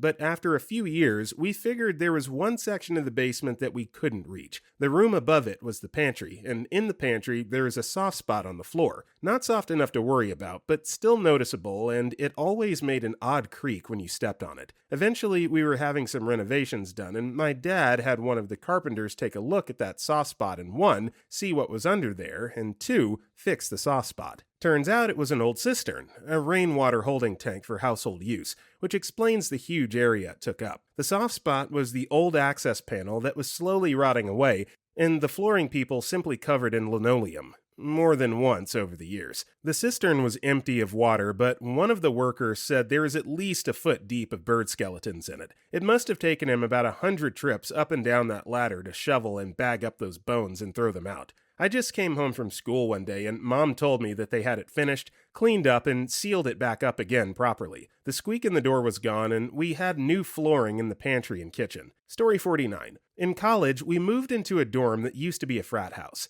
It was then the honors dorm. It was a really nice building. Inexplicably, the honors dorm was moved to a crappier building, poorly administered college. Anyway, one of the rooms in the building was not used. It was like an office or something. It was sealed off behind a locked door, but the door was one of those J-handles, not a typical doorknob. All of you that have J-handle doors and think you're safe, you're not. It's so freaking easy to pop those things open with a coat hanger. You put it under the door and can swing it around to catch the handle and pull. So yeah, I figured out how to get in that room and it was really cool. Leftover office equipment and a bed. We called it the club, like we were super cool 10-year-olds, and would go there for essentially no reason because we were all over 21 and could drink in our rooms. Maybe we did homework there. Fun fact, I used the coat hanger trick to break into my friend's room because he brought back leftover free pizza from some engineering club meeting and was being really sassy about only giving us one piece, when he'd already eaten half of it at the meeting he'd left. My friend and I ate the rest of it and joined them at their party. Upon finding the empty box, we convinced him that he must have come back to his room, drunk, and ate all of it. Best pizza of all time. Story 50. We found a secret room walled off in our Harlem apartment after living there for 10 years. OMG, finally, the chance to tell this story. We lived in a very big, very run-down apartment on 123rd Street. One night we were having tea with the nice old woman who lived across the hall from us.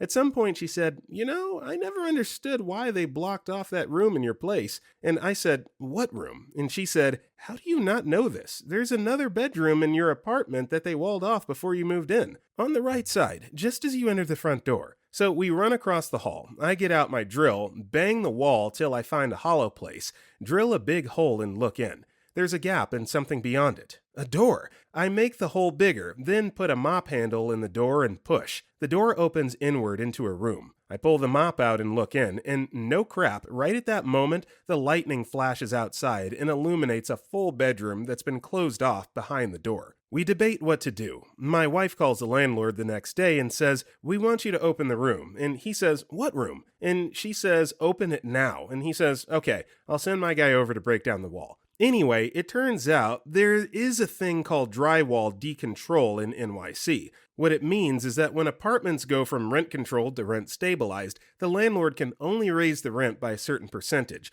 But if they change the dimensions of the apartment, they can raise the rent to market levels. The law doesn't specify it has to be made bigger, just changed. Once they opened the room, it turned out to just be a room, but we did get a bigger apartment for the same rent. Story 51. Backstory. At a boarding school I went to, there was a lot of old traditions made by the students. All hella fun. And one of them was artifacts. The purpose was to find something that had a good story behind and then pass it down through the years from student to student. Now, story. Okay, so I went to a boarding school and I had some friends there and we liked to go around during the night even though we weren't allowed to. So me and some friends found the hatch to the attic and decided to go up there. Well, I didn't because I was too scared, so I kind of stayed watch. They went up there and found really not much, except a golden plastic pineapple, and we thought we'd get a lot of fun out of making it into a cursed artifact because why not? So we made up a story that the pineapple would summon ghosts and crap like that, just for fun. The pineapple was in my friend's room, and he and his roommates all said they heard weird noises when it turned dark, and sometimes the light didn't want to come on. The rest of us didn't believe it, but turns out that the people who now have the artifact experience the same stuff. Weird noises, lights won't come on, you name it. I'm not saying it's really cursed, but good story nonetheless. Story 52. This definitely is going to get buried, but here I go. This is a bit of a long one. I found out my house had an attic a few years back. I was trying to fix a light bulb in the hallway of my house. The hallway contained all of the bedrooms and a bathroom accompanied with a few closets,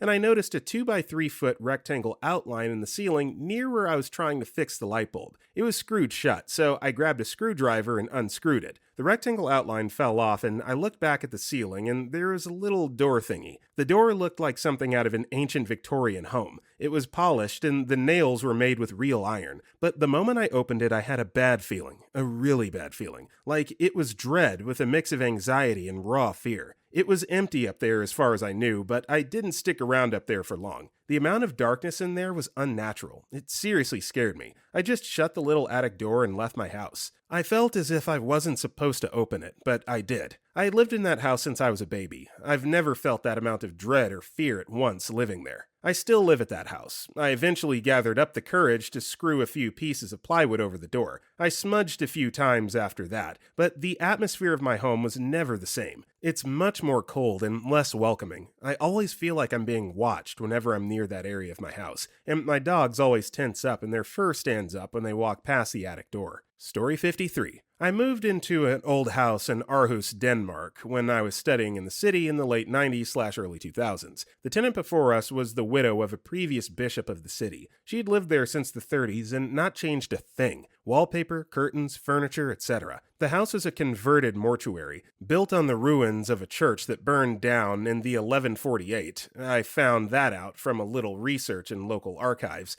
The foundation was still in our backyard, and with a cemetery still in use until the 1500s, evident by old tombstones all over the backyard. We gave it a good saging, obviously, and decided to keep as much as possible from the old decor. Behind some old wallpaper that was falling off, we found what I can best describe as a mini elevator. We later found out it was used to bring food from downstairs kitchens to upstairs parlors. We decided to find out where it went to, and went to the sub-basements.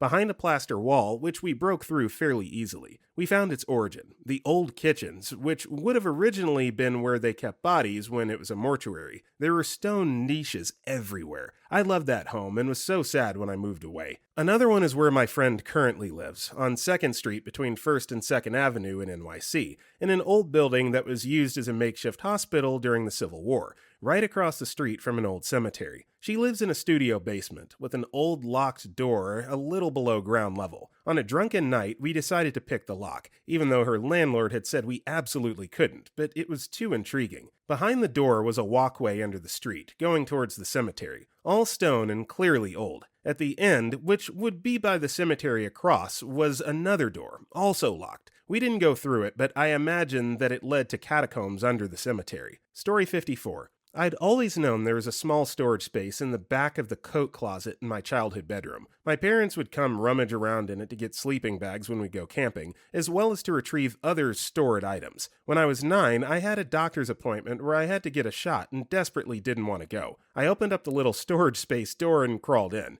Being in there for a few hours, I poked around and, in the darkness, eventually realized that it was bigger than I thought. So big, in fact, that it was part of the entire attic to the house. I scampered around the space, weaving my way across wood beams, dodging cotton candy insulation, and trying not to make noise. I saw a drop-off about 10 yards away and slowly inched towards it. I peered over the edge and saw a bunch of yard tools, leaf blowers and gardening stuff, etc. It took me a minute to connect the dots that it was our built-in shed that opens up to the outside. Somewhat dumbstruck and feeling heroic, I carefully stepped down onto thin plastic shelves, assuming I'd crash to the floor at any minute. I was a skinny kid, though, and didn't weigh much. I climbed my way down to the floor and walked out into the open sunshine of my backyard. I was so happy I walked through my front door trying to act normal and volunteered to go to the doctor. I kept this knowledge secret from everyone and would use it as a secret passageway up to my room from outside. I could circumvent being seen entering and exiting by my parents and felt this incredible power. It was more of a sweet feeling, though. A naive suburban boy kind of power. Not used for sneaking women or alcohol up, but those 9 to 14 age years of impressing neighborhood buds. pretending we were fugitives, smuggling soda and candy into the house, and generally feeling like masters of the universe. Story 55. I found several hidden rooms throughout my life. The first was the old farmhouse I grew up in. My parents' bedroom had a secret wall panel with hidden hinges. I don't remember how I found it, but I opened it up to discover a hidden stash of adult content, sex toys, and condoms. This is how I discovered my parents were freaks. The second one was in the barn on the same farm. I was exploring one day and discovered a room that had been walled off from the rest of the barn in framing operation. The farm had not been active for decades, and I have no idea why the room was walled off. I had to remove several boards and squeeze through, but found a workshop full of old tools and dust. It was a great escape/adventure for 10-year-old me. The third was just a few years ago, in a house I owned. I had bought a house several years prior, but had never accessed the attic. The attic entry was a small 2x3 foot panel at the top of the garage ceiling, easily 18 to 20 feet in the air. When I bought the house, I didn't own a ladder tall enough that I could reach it, so the attic went unexplored. That all changed when my dad gifted me his 25-foot extension ladder. He didn't have any place to put it, and I brought it over so I could store it in my massive 3-car garage.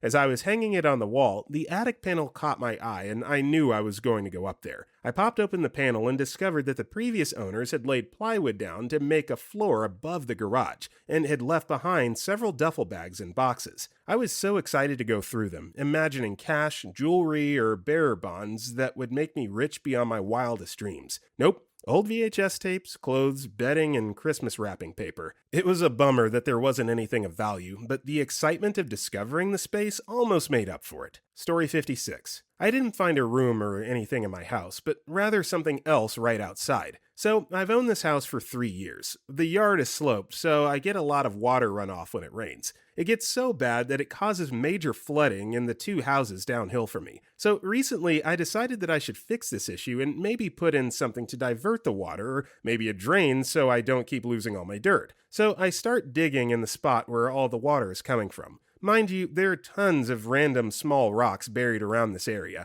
so it sucks to dig. But after digging down about 5 inches, a small hole forms. I honestly thought a snake was going to pop out, but thank God that didn't happen. I move some more dirt away, and another hole pops up close to the other. Then, after frantically digging around, I find the secret. There is a flipping drain down there the whole time. I was honestly super excited that I didn't have to install one myself, and now that I think about it, it makes sense that I had one because a neighbor had come to me a year ago and complained that since I moved in, the flooding has been getting worse in their yard. This neighbor is known for being a problem, so I didn't think much into it since they literally complain about everything. It hasn't been raining too much, but when it does, I don't have any issues with water runoff and don't have to keep worrying about losing all of my dirt. Story 57. Not in a house, but in an old mill that I was renovating into apartments. Took a rotted floor out on the lowest level, exposing the crawlspace, which was filled with granimals. The mill used to produce lingerie and clothing. There were literally hundreds of pairs of pajamas, school outfits, plaid pants, etc., all concentrated in one area of a pretty large building. For those that don't know, granimals are marketed to parents who were too stupid to be able to match the top and bottom of an outfit. Parents only had to match a zebra top and a zebra bottom, or whatever animal they chose, and they were good to go. I'm old enough to have lived through this crap, and my only memory is that the Granimals kids were the ones that got beat up at recess. Anyway, I have no idea why this stuff was all in one area of the crawl space. Also have no idea why it was hidden there to begin with. One funny fact learned later on from older folks who had worked at the mill, rumor was that they'd get huge shipments of clothing from some Asian country,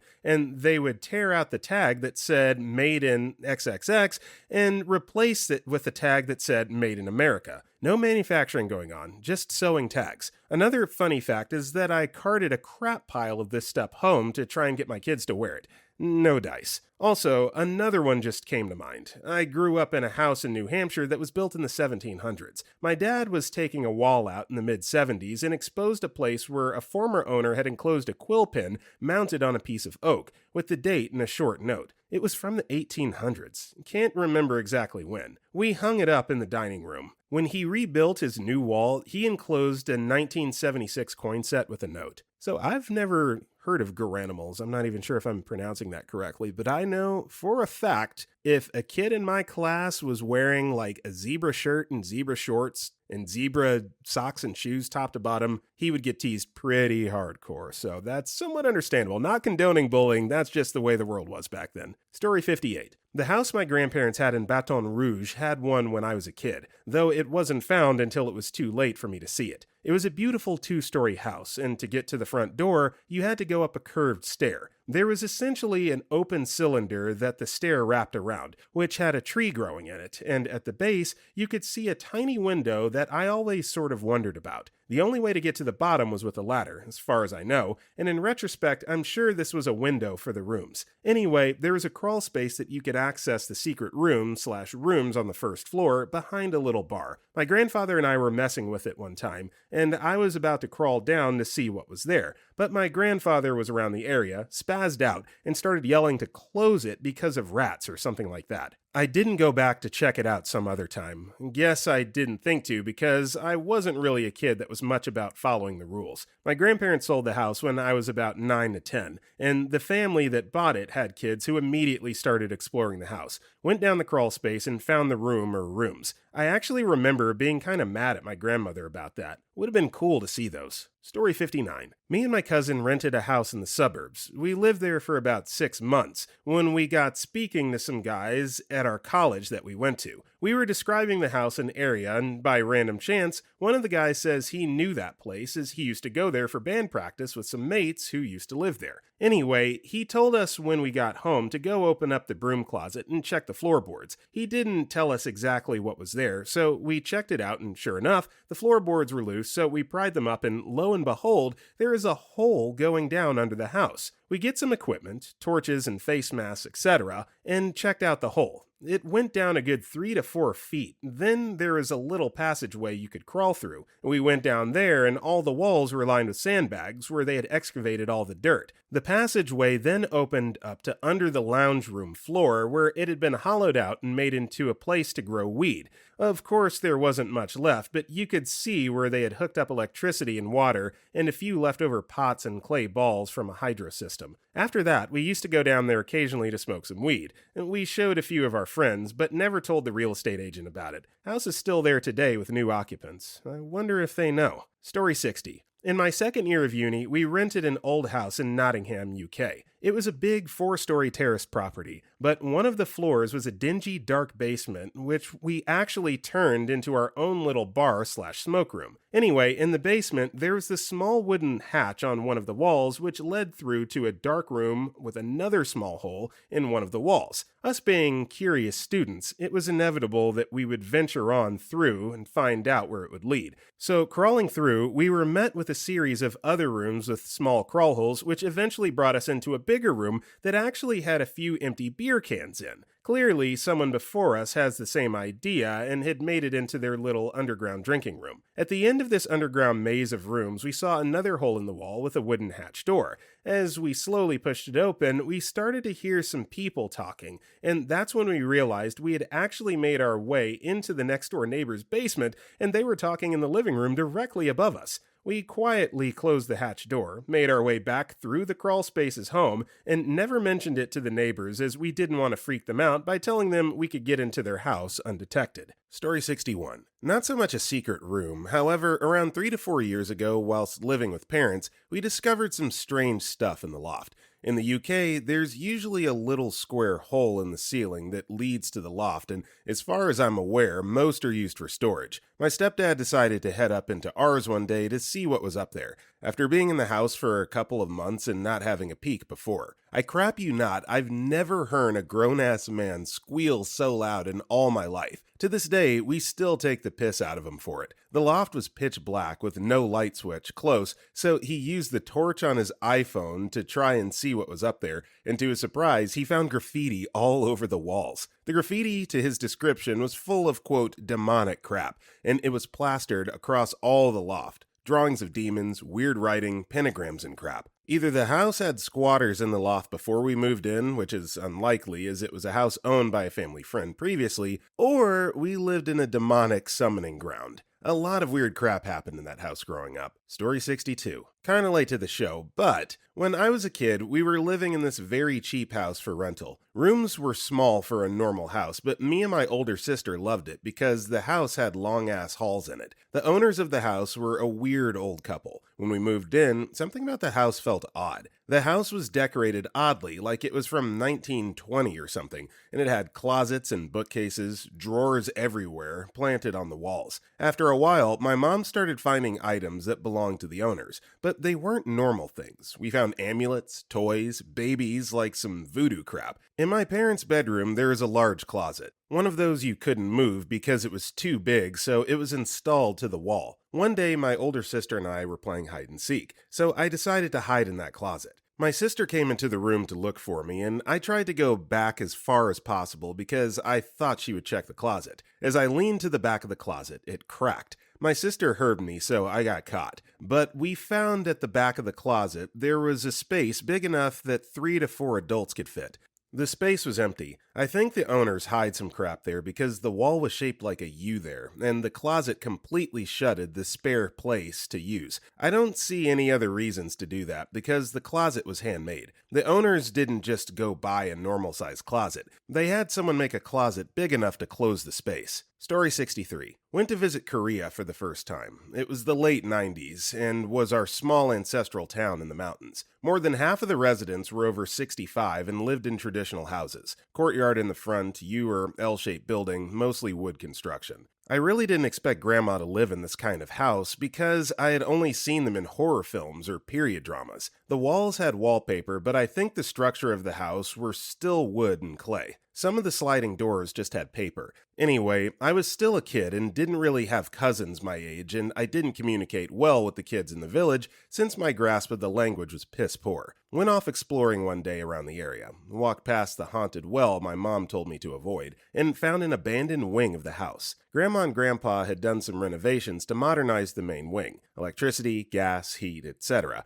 sometime in 1990, and this section lay abandoned with old farm equipment and rusty metal siding. I don't quite remember how I got into a room, but I remember my hand went through a weak section of the wall, and when I pulled my arm back and peered into the hole, a effing terrifying funeral portrait stared back at me. The space was the size of a closet, and I'm assuming was a shrine to an ancestor, since I also remember seeing a dusty altar with metal bowls and decorative incense burners. The portrait was of a Yangben, scholars, government officials, in traditional garb, dead eyes in the portrait and a flat expression. I still think about that face sometimes. In my haste to run away, I hurt myself on some rusty sheet metal and had to get a vaccine, or tetanus, because of my bleeding knee. Story 64. My family, mom and dad, have owned their house for 13 years.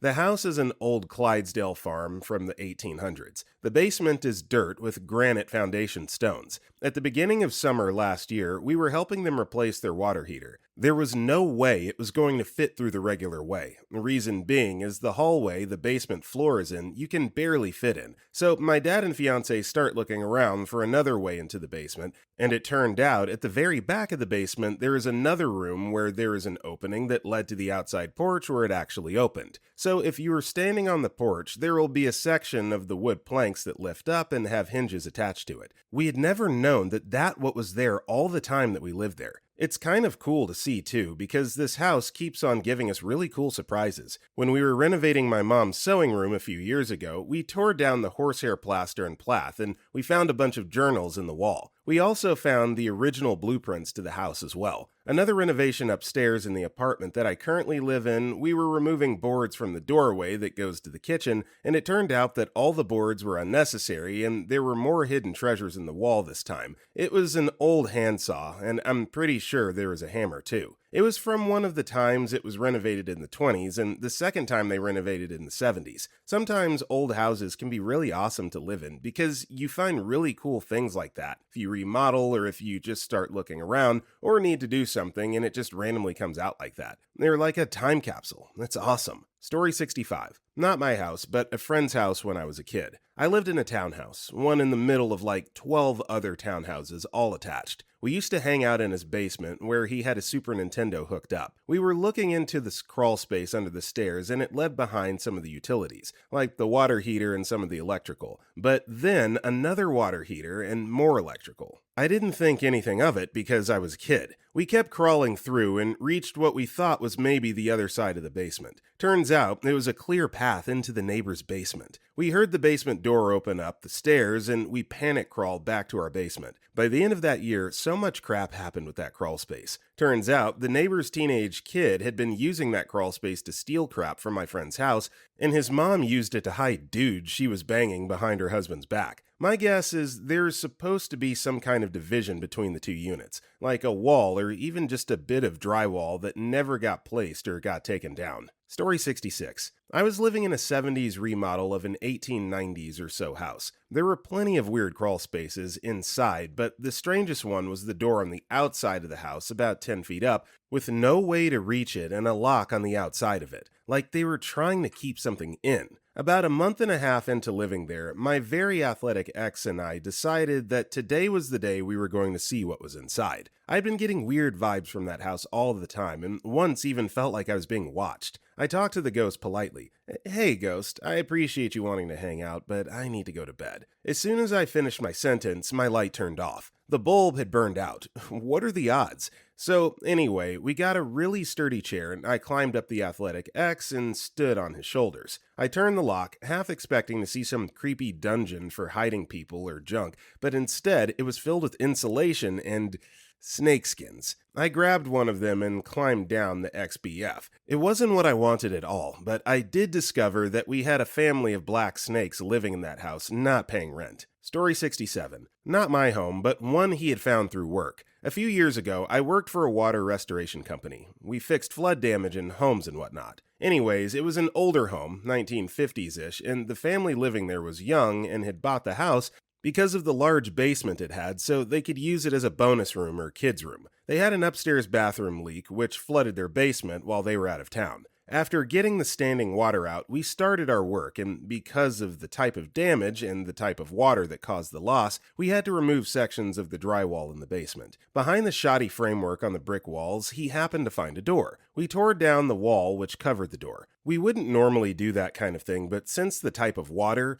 our curiosity, and that we had to dry out every room for insurance purposes, it turned out to be a homemade fallout shelter. It was still full of furniture, food, and clothes. It was like a time capsule. The homeowners didn't know anything about it, and there were no blueprints including it. Because of how large the job was, they eventually had to do lead and asbestos abatements done. We got to get updates about it. Apparently, it wasn't built to code, and when the original homeowners died, their kids went to sell the home but was unable to because of the shelter, so they just walled it up. It made the basement measurements look like it was larger than it was. Through multiple homeowners and basement remodels, the blueprints were corrected to no longer seem as big as it was. While the current homeowners were excited about it at first, it ended up costing them so much more, like the lead abatement and more asbestos abatement, than originally thought, and they had to bring it up to code and all the fun stuff that comes with that. We found other hidden rooms, but they were built on purpose and was already known about before the work was started. This was the first and only time we found a true hidden room. It was really the only good thing about that job site anyways,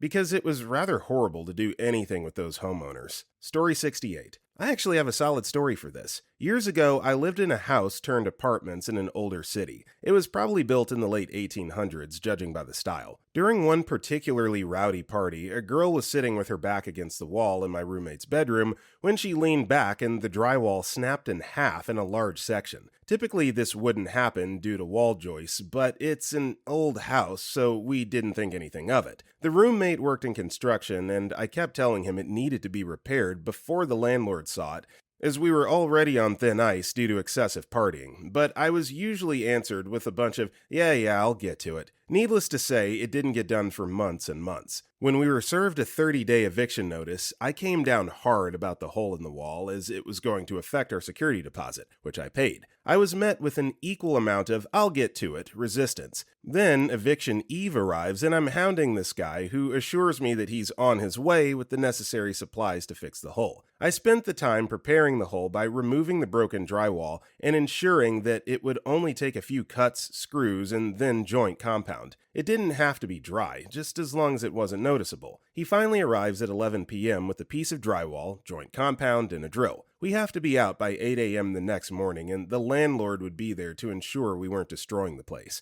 I'm freaking out by this point as I'm about to lose $800. I'm bringing the last of the supplies up when I notice my roommate with a flashlight looking into a small hole that was behind the wall. He says, "Dude, there's a treasure chest back there." I was incredulous due to how angry I was, but I looked and sure enough, there was a corner of a classic weathered pirate treasure chest sticking out from behind a wall in a small room that had been walled off. At this point, I had adopted a F it mentality. I had already written off the $800 in my mind, so why not investigate? What if it's full of doubloons or something and I'm rich? This is all happening at about midnight. He goes to his truck and grabs a small sledgehammer as the drywall was hiding brick and mortar from the original construction. He just starts smashing the brick while I'm standing there laughing at the lunacy of the whole ordeal. He breaks out a hole big enough for him to crawl through. He shimmies in. I hear the creak of the lid opening. I'm practically yelling, "What the F is in it?" to hear him say in a dejected voice, "Buttons. Shirt buttons." He drags the chest out, and sure enough, it has about 8 shirt buttons,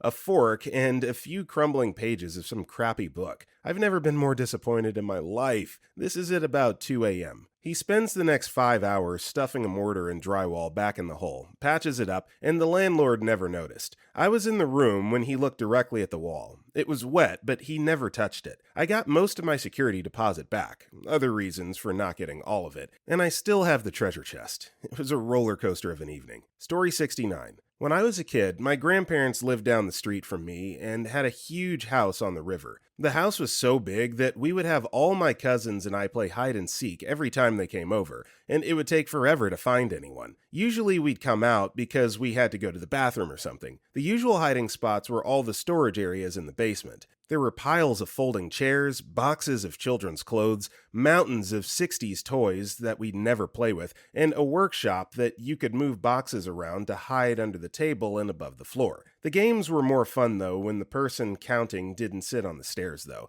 because we would run upstairs and hide in the rest of the house. Behind the couch, curtains, closet, normal stuff, except there were 6 bedrooms, a pantry, 5 bathrooms, and closets everywhere. We were playing as usual, and a younger cousin was following me, which is the worst in hide and seek. So I hopped into the front entrance closet where everyone hung their coats and put their boots because there was room for both of us. I saw a door that I had never seen before in the closet. It was probably 3 feet high, a square, and it had a cabinet knob style handle and no latch or lock. As we opened it, my cousin was terrified because it was pitch black. We were already in a closet and there was no natural light coming in, so I told him to run out and grab a lightsaber toy to light up the room while I explored it. The room went back maybe 50 feet and was set up kind of like a sauna where there is a main floor area and a step up all around the room that we used to sit on. The ceiling was only a little higher than the door, so we could sit on the higher step, but I couldn't stand up. The whole room was filled with objects that felt like snakeskin purses but were very rigid and odd-shaped. I couldn't figure out what it was because it was still pitch black. My cousin came in with the lightsaber, and the dim light revealed that the room was filled with 40 to 50 violin cases, all empty with absolutely nothing else in the room. There was no dust, there was no grime, no anything in the room. The whole floor, ceiling, walls felt like cloth or felt, and we sat in there for probably half an hour and nobody found us. We came out and refused to tell anyone where we were, and we won hide and seek for the next several times they came over until someone saw us coming out when they gave up looking for us. I told my dad about the room, and he had never seen it before either. He told the rest of my aunts and uncles, and I remember my Uncle Eric, who's about 6'6", crawling into this room, barely fitting, and with childlike excitement, told the rest of his siblings to get in there with him. I think only my dad joined him, but it was super cool hiding in the closet with my dad and uncle and having them be proud of me for finding this closet. I know this is a little late, but my dad and all his siblings grew up in this house,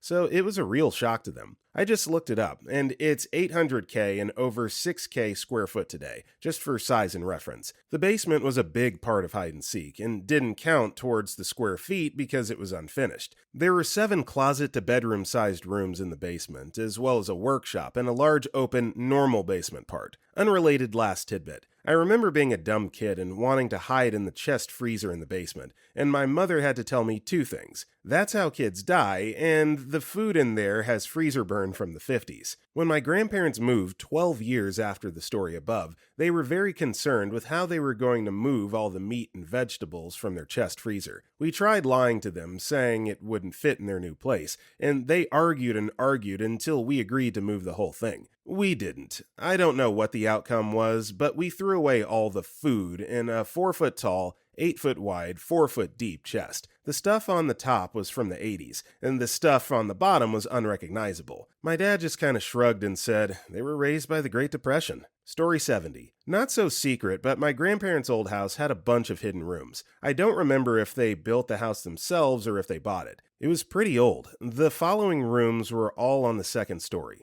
1A. The room that two of my brothers and I would stay in when we visited had two secret rooms. One was in the closet, and there was a door in the closet, and you could open it and walk in and stand quite comfortably. It mostly contained boxes. My cousin called it the portal to hell. 1B, the second secret room, was more like a hole in the wall behind the dresser. It was nailed shut. My brothers and I tried many times to open it, but we were never able to before my grandparents moved houses. I think it just had some really old blankets in there. Not sure why it was nailed shut, though. 2. In another bedroom that used to belong to my aunt was another kind of crawl space, much like the hole in the wall in the previous room, in a closet. It was significantly smaller than the previous room in the closet. You could sit inside it, but it was really dark. I don't remember what was in that crawl space. 3. There was probably another one in the third room, but I didn't spend much time in that room because it scared me. There was probably one in the bathroom as well. The basement is weird, but I don't remember any secret rooms down there. I do, however, remember a door that was locked and taped shut, but I believe it just led to a sunroom on the main level. Not entirely sure what it was taped shut.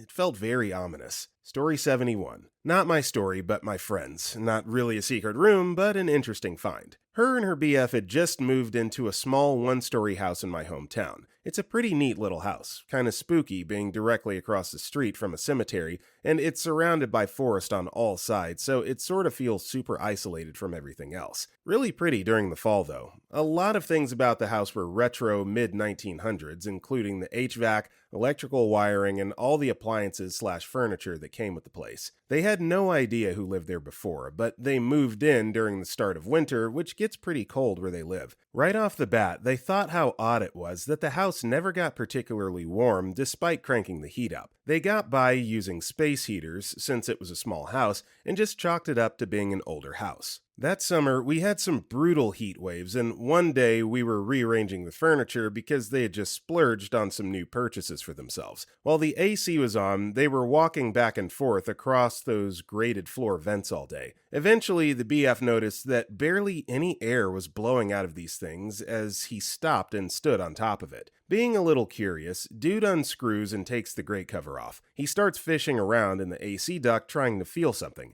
Suddenly, he pulls out a huge wad of cash, like $800 in 20s, that was blocking the duct and immediately feels the air start flowing. They're like, what the actual F? He goes around the house and does the same thing for the rest of the vents in the bedroom. One had another $1,000 lodged in the air duct. Why would anyone store their cash there, and how they forgot about it is beyond me. I remember she posted a picture of all the money on social media with literally no context, so I had to ask. They were pretty ecstatic to say the least, and I was certainly jealous of them stumbling into $1,800 like that. Yeah, this is definitely a finders keepers situation. Pleasant little surprise. Not only do you get $1,800, but now your air is flowing again. So yeah, win-win-win-win-win. Story 72. I lived in a program house at college, sort of like a fraternity, but not limited to one gender. Every once in a while, we get psyched and explore the crawl space under the building. It was more like generous concrete air ducts, but even a large person like myself could fit through much of the way. So one spring break, several unsupervised, intrepid souls decided to venture under there and see what we could find.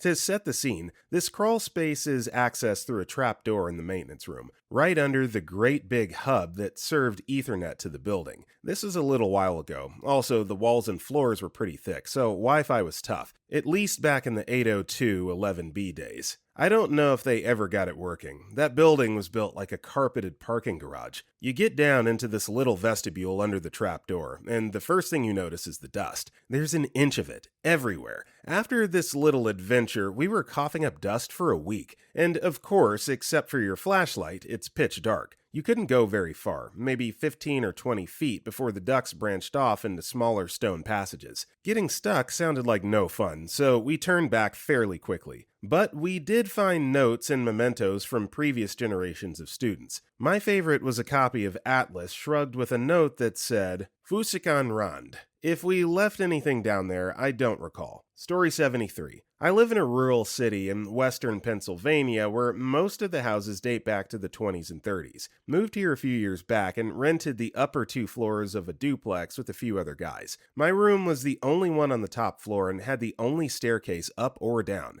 My now wife thought it was a fire hazard. One day I was looking up the side of the house because my roommate got new curtains, so I thought I'd check them out. I noticed there was a window above his, meaning on my floor. I knew that's where my bed was, and there definitely wasn't a window on that wall. My room was the largest in our part of the duplex, so I thought it was the whole upstairs, but I quickly realized there must be another room on the other side of the wall. After checking out my closet, I found that the wall panel came off to reveal another room. It wasn't much other than a large, empty attic, though. Bare stud walls with a rough wood floor. It looked like the building owner thought about fixing the room up because there was an access for the sewer pipes that the toilets and sink hook up to. Being 3 young men in our mid-20s, we had grand ideas of what to do with the secret room, but never ended up using it. Definitely fulfilled a childhood dream of finding a secret room, but it turned out to be pretty lackluster. Story 75. This maybe isn't a secret room, but when we bought a house in Florida that was built in the 60s, we knew an Apollo engineer and his Japanese wife had lived there the entire time since the house was built. We went through the house to clean things out and found some personal documents like old passports left in closets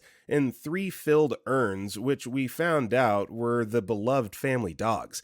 So we knew that the house was not properly emptied. Eventually, we got around to getting in the attic to do some work and found some random 1960s electrical stuff and some bits and bobs that mostly amounted to trash. So after checking it out, we chucked it and went about living in the house. We kept finding weird things that eventually made sense, like a 15 by 15 foot piece of carpet in the yard that was completely grown over with grass. We finally figured it was probably the kennel for the dogs, since it ran up to a fence that otherwise had no purpose. I found this carpet with my lawnmower, and then I was straight up not having a good time. However, the real neat thing occurred when we went to run our own AC ducting to save some money. Pro tip, this is one of those things that's just worth it to go pay a pro. And couldn't find part of the ducting even though we knew it went into the attic. Eventually, we tracked down that there was a second attic only accessible in the garage, so not really secret, just kinda hard to find. Once we got up there, we found a bunch of boxes with Japanese labels on them for things like silk screens and dresses. However, these boxes contain most of the personal financial documents of these people for the last 20 years, including pay stubs and all the checks they ever wrote, because apparently they used to return the checks to you. In another box, there was a collection of historical newspapers, including what seemed like every major newspaper's publication of the Apollo 11 landing, including an entire box of copies from the local newspaper in Florida. We donated a couple copies and tried to sell some, but they aren't really worth anything. It was really interesting to be able to walk through these people's lives. You could see when they got raises and when they bought a car. He bought a brand new truck with a check. When they sent birthday money to people and how much they spent on food every week. But the newspapers were the coolest thing. My wife was a little sad the dress boxes did not contain dresses. He also wired a computer fan into the shower to act as an exhaust fan instead of putting in an actual exhaust fan. Fun guy. Story 76. Late to the party, but I briefly rented a house near Lewiston, New York that was built around the 1840s when the town had a popular coaching inn and stables for people waiting for ships across to Canada or for wagons to go to Buffalo via Fort Schaefer. In the basement, there was a very long, very slender dugout behind the furnace, and when I inquired of a local historian, I found out that's where the Underground Railroad hid people when the hotel got a bit too crowded with unsympathetic whites, and especially during the Civil War when the Confederates, who rented out an entire hotel in Toronto as their embassy, frequently made bounty hunting patrols of the Niagara area. Because if you know where to cross, you can get over the river on foot. Unfortunately, human traffickers still use those routes. If you go into the Niagara Parks near Niagara on the lake or near Niagara Falls, just look for the locals walking their dogs and ripping down the plastic bags that are used to mark the trails.